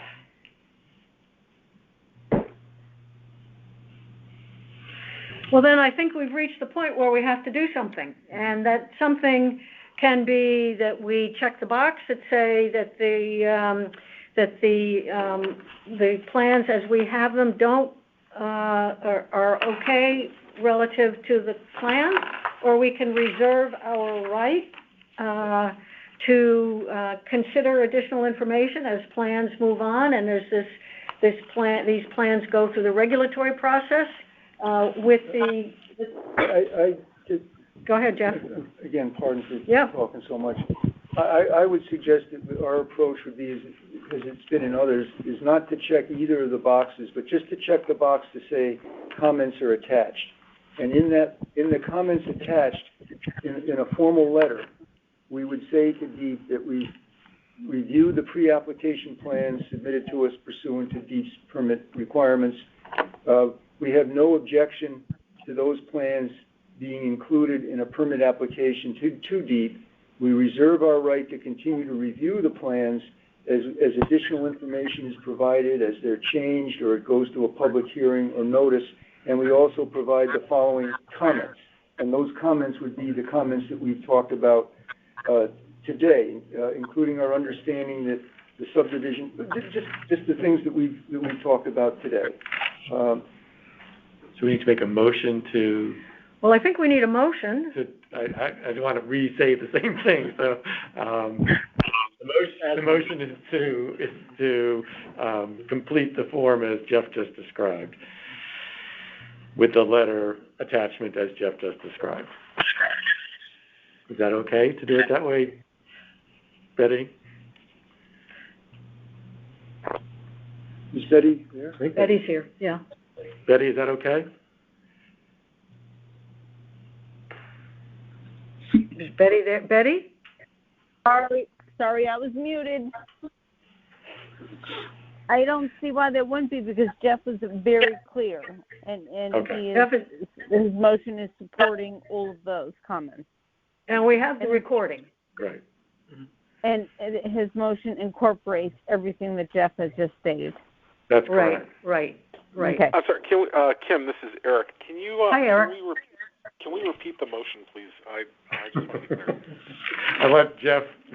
Well, the motion is to complete the form and craft the letter that Jeff just described. So, well, I don't know if you heard what Jeff said. But to have to inform DEEP that we reviewed the pre-application plans and that the commission has no objection to those plans being included in a permit application to DEEP. The commission reserves its right to continue to review the plans as they may be changed or additional information is provided, or they're subject to a public hearing or a public notice. And in addition, the commission transmits the comments and recommendations and concerns that were discussed with the applicant's representatives at this meeting. So it's my understanding, Jack, your motion is to incorporate all of the comments Jeff just made and the comments that are adopted by the commission this evening. Is that correct? Right, that's correct. That the letter is going to include those comments that we've. Yeah. So that's your motion. But we need a second. So we need the page 3 of Commissioners, page 3 of the pre-submission consultation form is what we're looking at here. And there are 2 boxes to check, and there's a third box at the bottom that says comments, recommendations, check here if attached. And so instead of saying that the first box says the commission has determined the work described is consistent with the harbor management plan, the second box is the commission has determined that the work described in part 1 is inconsistent with the harbor management plan. Jeff has suggested and Jack has moved that we check box 3, which says we will comment on the plans in the pre-application form. And the comments that we would send to DEEP would be those that we've discussed here this evening. So that's Jack's motion, to check box 3 and include the comments that we have discussed here this evening. In an attached letter, right. So Jack has moved. We need a second. Would that include the water level matter that I raised? Yes, I think included but not limited to the comments that we made clear that we know that the general public regularly passes along the shoreline here, that no dock should be, a structure should be approved that would significantly interfere with public transit along the public shoreline, that we made note that according to the rules of and procedures of the commission, that no moorings are permitted in the outer harbor. Also, it's our understanding that pursuant to the subdivision approval, that no other docks will be permitted on the other subdivided properties, and only one dock on this property, and that the proposal is agreeable to the Aspetuck Land Trust with respect to land. Those are examples of the things that we talked about today. Don, did you want to be more specific about one of the comments you made so that we don't miss that? Not at this time. No, I think we'll look at the document, and if I have any, right. I think you've covered it generally. All right. Okay, so I have a motion by Jack. Do I have a second? We've discussed it. We should have discussed it after we had a second, but that's all right. We're clear about what the motion is. Could I have a second?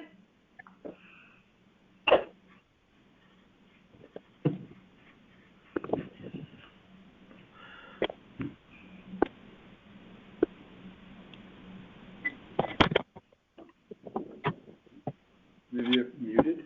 Commissioners, are you muted? Do we have a second? Do you not want to proceed? We have a motion on the table. The situation isn't improved. I think it's the communication is not good. This is Sam Cargill. I second the motion. Thank you, Sam. Sam seconds it. So the motion is, any further discussion? Any additional questions, commissioners? Any additional discussion? Okay, then the motion that we are going to check box 3, that we're going to send a letter to DEEP with the comments that we have discussed here this evening. All those in favor, please say aye. Aye. Aye. Aye. Aye. Great. Great. Thank you, everybody. Okay. So that's how we will proceed. Thank you very much. Okay, sure. Right. Super. Thank you. So moving along on our agenda, Lower Wharf. Mr. Stedman. Gosh, I'm talking a whole meeting here. The Lower Wharf project, we have permission, and maybe, Kim, you mentioned this previously, to enter into a sole source agreement with Race Engineering. Correct. We had that permission from the town's purchasing department to get the new permit that would include repair or replacement of the Lower Wharf pier and the wall. And that entering into that agreement with Race, we said previously, was contingent on getting a formal statement from the Connecticut Port Authority that we could repurpose the grant, which was issued for the dredging portion of the Lower Wharf project, that we could repurpose that for the work that we now envision. And the representative of the Port Authority said that we can, but we said that we want to send a letter to them to confirm that. Now, interestingly, Betty, and I don't know what we'd do without her to help us, she pointed out that when that grant was accepted by the town, it's a $266,000 grant, some of the money has been used, a relatively small amount has been used for some additional sediment sampling that Race did. But Betty pointed out when that grant was accepted by the town, there was an action by the Board of Finance or the First Select Man's office at the time to accept it for its stated purpose. So to comply with the town's interest in doing everything transparently and by the book, we now have to contact the finance department or the Board of Finance to tell them what we're planning to do, to see if we need a formal approval from them as well. So Betty has been able to put us in contact with the person who will help us do this. So there's a little bit of delay, but we also been informed by the Connecticut Port Authority that their next round of small harbor improvement grants is going to be announced sooner rather than later.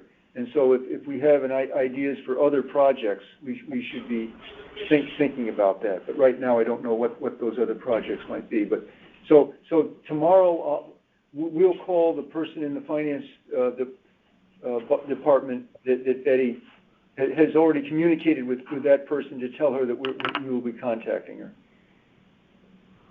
Great. Thank you, Jeff. Any questions, Commissioners, of Jeff about the Lower Wharf? Okay, moving right along to sand management. You want to fill everybody in, Jeff? Talk about that too. Well, we're continuing to work with the Corps of Engineers, as you mentioned in the introductory presentation, to restore the 100-foot wide channel through the sandbar adjoining the jetty. And that, of course, that work will involve, as the past dredging projects have, coordination with the Country Club of Fairfield for both access and to get answers to other questions. And so we discussed this at the plan update committee meeting, and we were going to be meeting with representatives of the Country Club in an informal way to talk about the status of the project and how the Country Club would be involved and what additional information may be needed from the Country Club. Because the dredging project, and we did not mention this in the introductory presentation, but the project that we're pursuing involves the Corps of Engineers' own dredge, which is a hydraulic dredge, sucks up the sediment, and it puts it into the hopper of the dredge, and then it goes offshore a short distance, and the hull splits, and the material is dispersed in the near shore area. So the plan that the Corps is developing involves the use of that dredge. However, it can't do all of the work itself, so there will need to be access to the sandbar for excavating equipment, similar to what the town did in 2005 or thereabouts in 2014. So there'll need to be access for excavating equipment to excavate sand from the sandbar and put it into the dredge, and then the dredge will go offshore. So there's no need for this project to have trucks that would go along the beach, but there will be excavating equipment needed. So we're working on this with the Corps of Engineers. They have a draft plan, and we'll be discussing it, with the Country Club so that we're all on the same page. That's great. Thank you. Any questions from commissioners? Any thoughts? Okay, mooring committee, Mr. Hirschler. I'm going to give just a quick update on where we stand tonight in online mooring with the renewals. The harbor master wasn't able to make it. I'm sure he would have reported on this. So of the 78 people on the waiting list, as of this evening, 36 of them have already been approved for their renewals, and there are an additional 9 waitlist people that he is currently looking at their applications, and the others have not yet renewed. And good progress also being made with folks outside the North Anchorage on their permit renewals. There are so far 29 of those approved and completed, and there are another 14 under review, so they've been submitted and have not yet been approved. Some of those do have problems where people are missing forms or have not paid.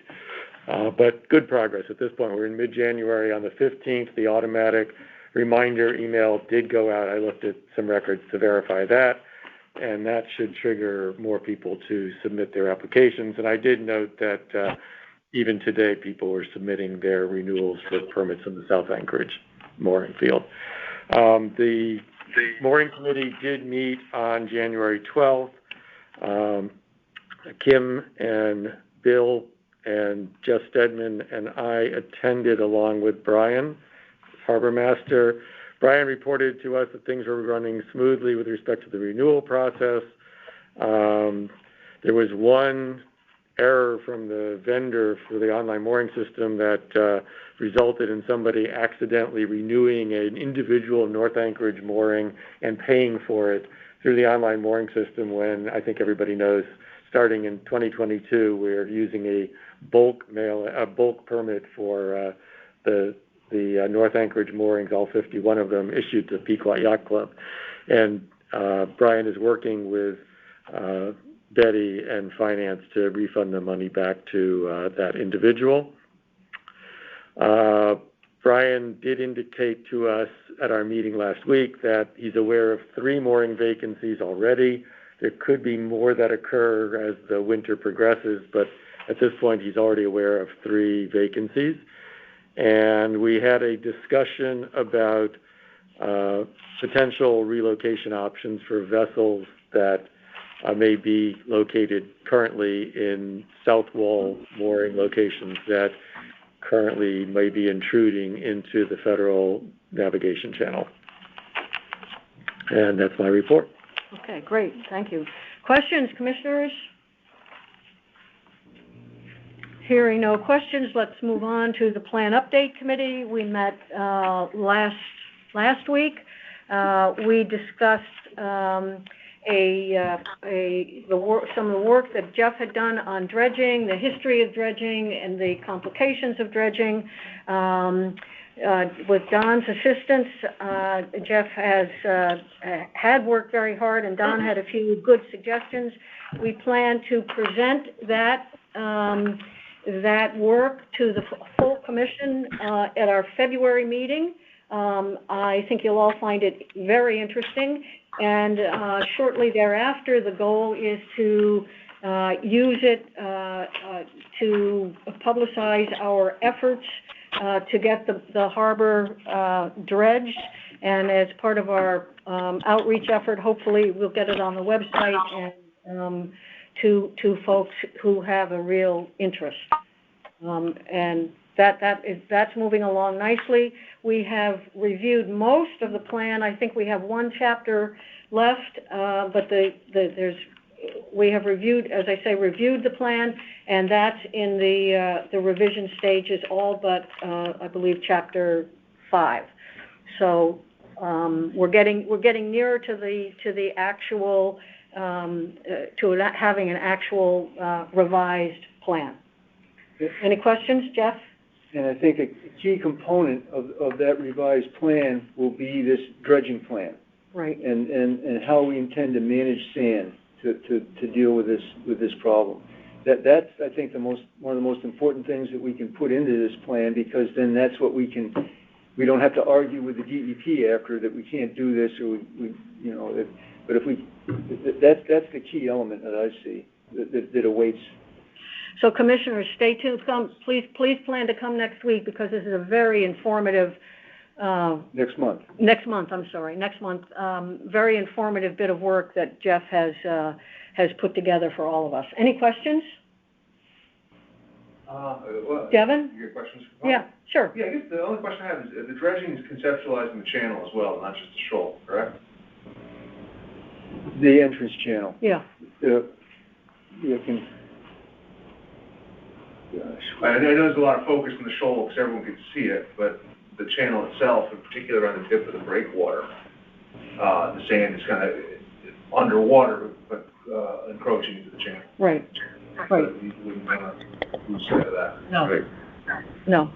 I thought it's in the other presentation, but you're right. It's the sand where it's narrowed the channel by the breakwater. Yeah. Yeah. So they're going to dredge the channel. It's going to be a channel dredging project. They're also. But not upstream of the shoal, though. Correct. Yes. Yep. And one of the issues we're grappling with is the sediment that they've tested that's out, not in the shoal itself, but out in the channel. Yep. By the breakwater is different characteristics than the sand in the shoal. The grain size, not sediment chemistry. The grain size, yes. So they have to give some additional attention as to where to put that sand. Yep. That may not be suitable for putting in the nearshore area where we're going to disperse keep saying we, but where the Corps is going to disperse the sand from the shoal. Understood. Thank you. I just wanted to comment that we've had boats run aground out by the Daymar last year. Right. Right. Directly in the middle of the channel. Right. We actually, you told me about one situation like that literally the day before we had a meeting with the Corps. So I was able to had very recent information to pass on to them, and they were glad to hear that. So thank you. So up in here, Devin.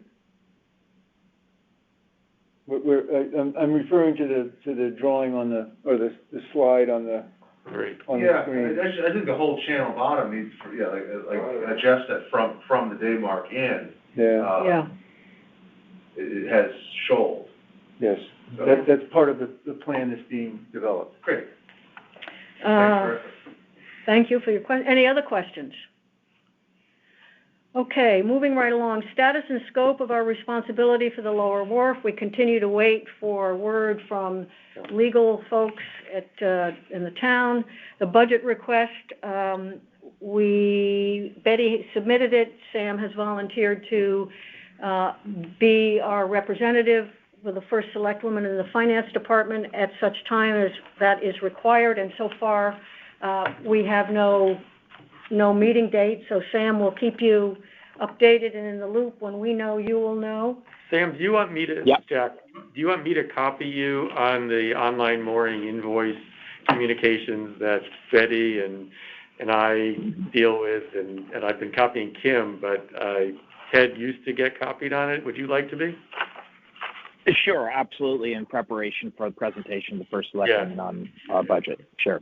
Yeah, these are all monies going into that segregated account, the 102 account. Okay, perfect. Yep. Yep. Okay, great. Thanks, Sam. Moving along to our new business. As I mentioned in my report at the beginning of the meeting, the Panis family has requested a memorial bench at the Lower Wharf. And at the time, I responded that we were sorry for their loss, certainly, but that we would consider that request at this meeting. And subsequent to that email exchange with Mr. Panis, I went back and got the deed restrictions for the Lower Wharf property. And those restrictions say, and these were attached to the agenda that you all received. Among those deed restrictions is one that there can only be 3 benches down at the Lower Wharf. And currently there are 3 benches. So I'm wondering if, in view of the fact that we are in the process of upgrading and fixing the wall and the Lower Wharf itself, if it doesn't make sense at that time when we are done sprucing up that area, if we consider the policy consider whether we want to have a policy that would in some way allow for memorials down there, whether or not it's the current benches or some kind of rotating plaque work or but at the current time we are required, we are not allowed to have more than 3 benches, and there are already 3 benches there. So I don't know how commissioners feel about thinking about whether we should have some additional policy that would allow folks to have a memorial down there. And if so, I think we need to spend some time thinking about what that is and how it would fit in with our deed restrictions and Could we check with Conservation and also Parks and Rec to see what their policies are for memorials on properties that they manage? We could. I was down at South Benson Marina today, actually, and in anticipation of this, I counted. There are 7 benches just along the boat, the main road that leads right out to the boathouses and the pier. There are 5 benches that have no memorials on them, and then 15 of a different size and shape that have memorial plaques on them. So there's 20 benches down there already. 1 or 2 benches have 2 double plaques on them. I'm not quite sure how that happened. And in addition, the 5 benches without plaques are a different kind of style and shape and whatever than the ones with plaques, and some of those with plaques are in a state of disrepair. Mm-hmm. So it seems to me that we need to do some more investigating, and I don't know what other commissioners feel, but I don't want to dismiss the request, but I don't really, given our restrictions and lack of a policy, I really don't know that we have an answer for Mr. Panis or for, under item 2 of new business, Mrs. Reichman, who wants a plaque at the Lower Wharf. And there are only 3 plaques down there.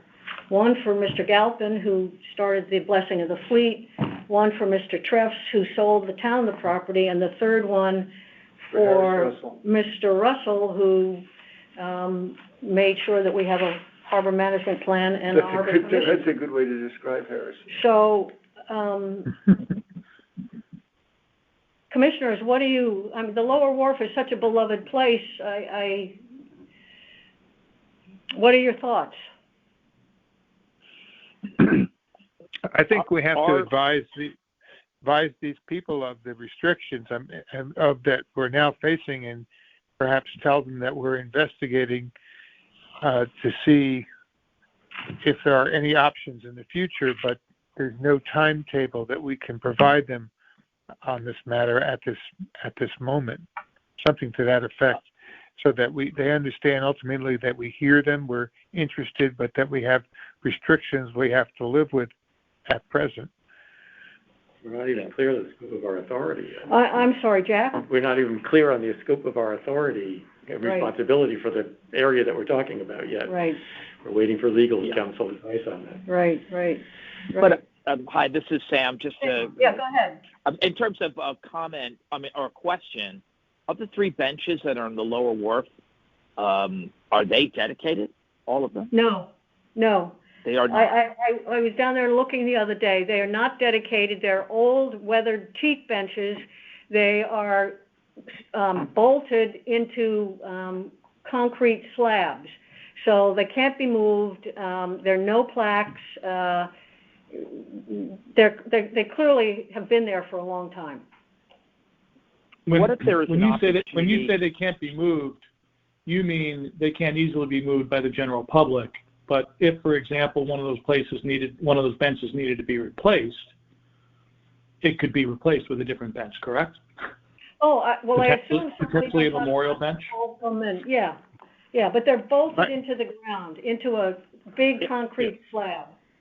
Yeah, my recollection is that we had benches there prior to Superstorm sand that were washed away, and that concrete slab was meant to protect those replacement benches in the event of another giant storm.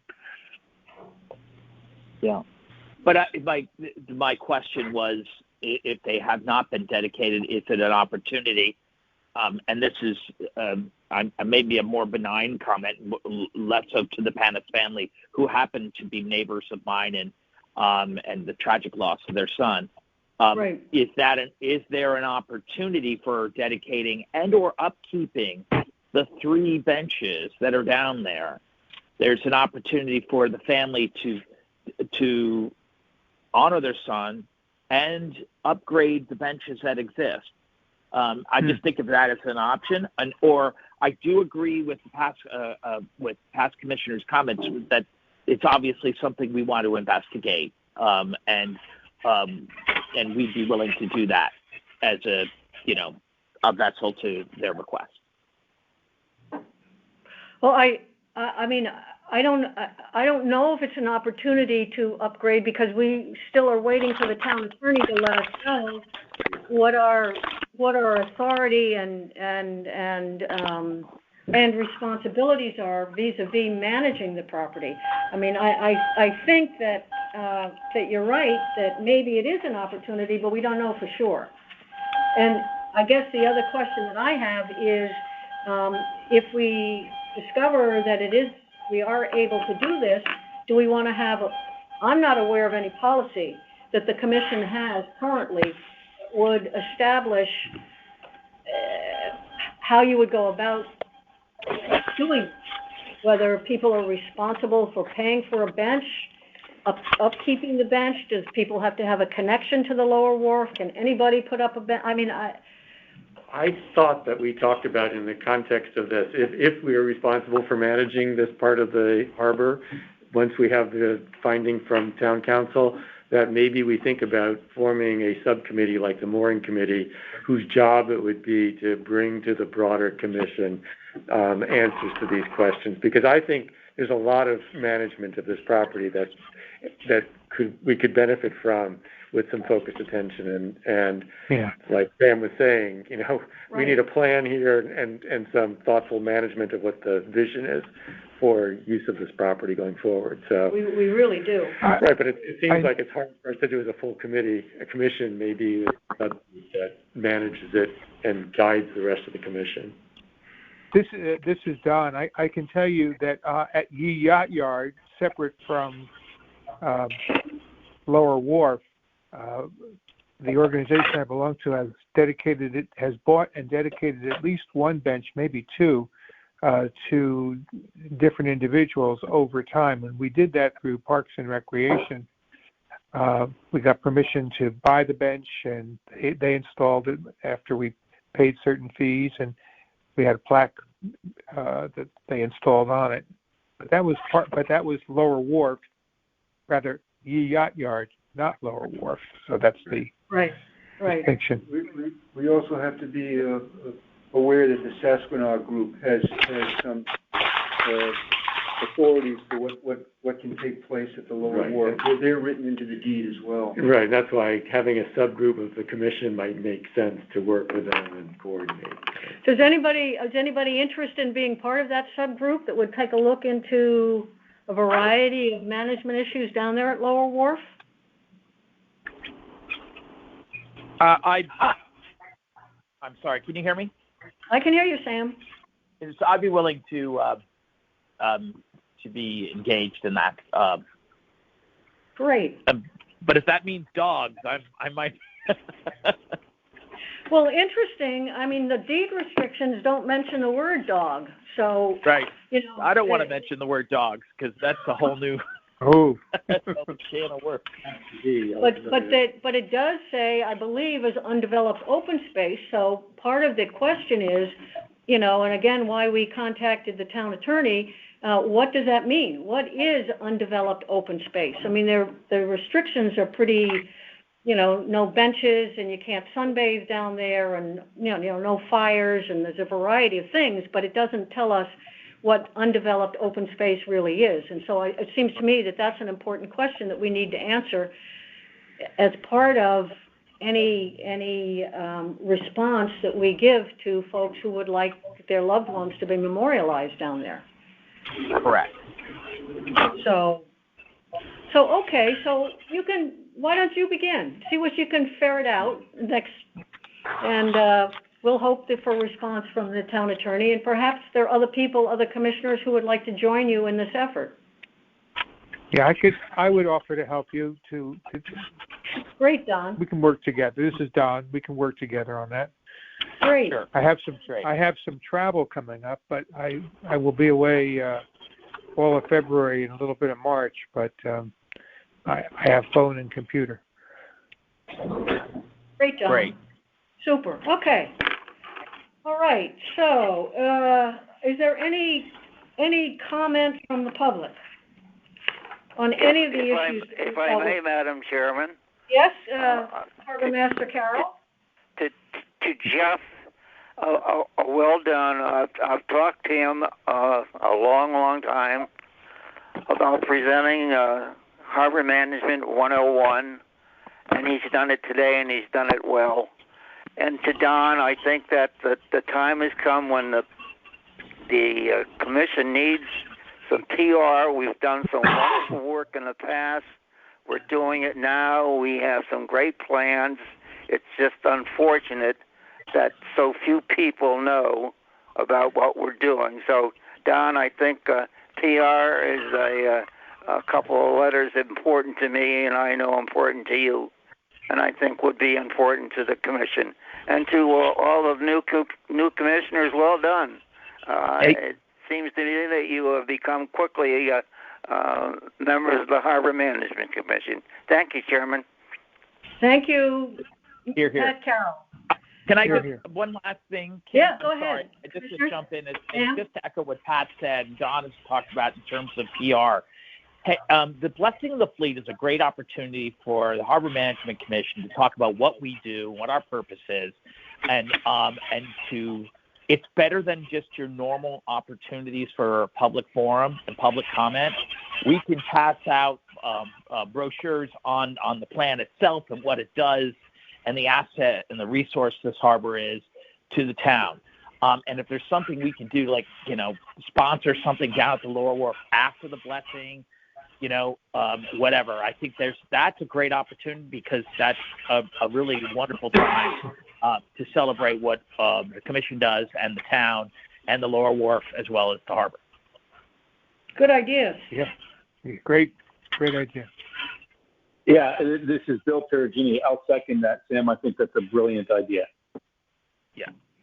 And Bill, obviously, and offline, you and I can talk about the safety component because Bill is very much involved with the Coast Guard Foundation and the Coast Guard Auxiliary, and which I'm involved in as well. And there's great opportunities to highlight what we do and all the resources we have with the town and the first responders around safety and the safety drills that we have every year. So I add that. So enough for me. Great. So I completely agree, Sam. Lots of great synergies there. Happy to help contribute in any way I can.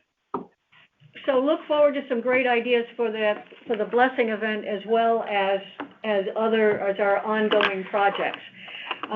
Any other comments from the public, from commissioners? Okay, I'd like to remind everybody that our next meeting is February 15 on the second floor conference room at Town Hall. New Town Hall at 4:30, not 4:45. Unfortunately, the website has the start time still as 4:45, and hopefully we'll get that changed. Hearing no comments, no questions, can I have a motion to adjourn? Jack has raised his hand. Can I have a second? I'll second. Sam Cargill, second. Well, we had Eric. Eric, I think I heard you first. So Eric seconds, all in favor? Aye. Aye. Aye. Super, everybody. Stay safe. See you in February at 4:30 on the second floor. Old New Town Hall. Thank you. Okay, good night. Bye-bye. Thank you. All right. Bye.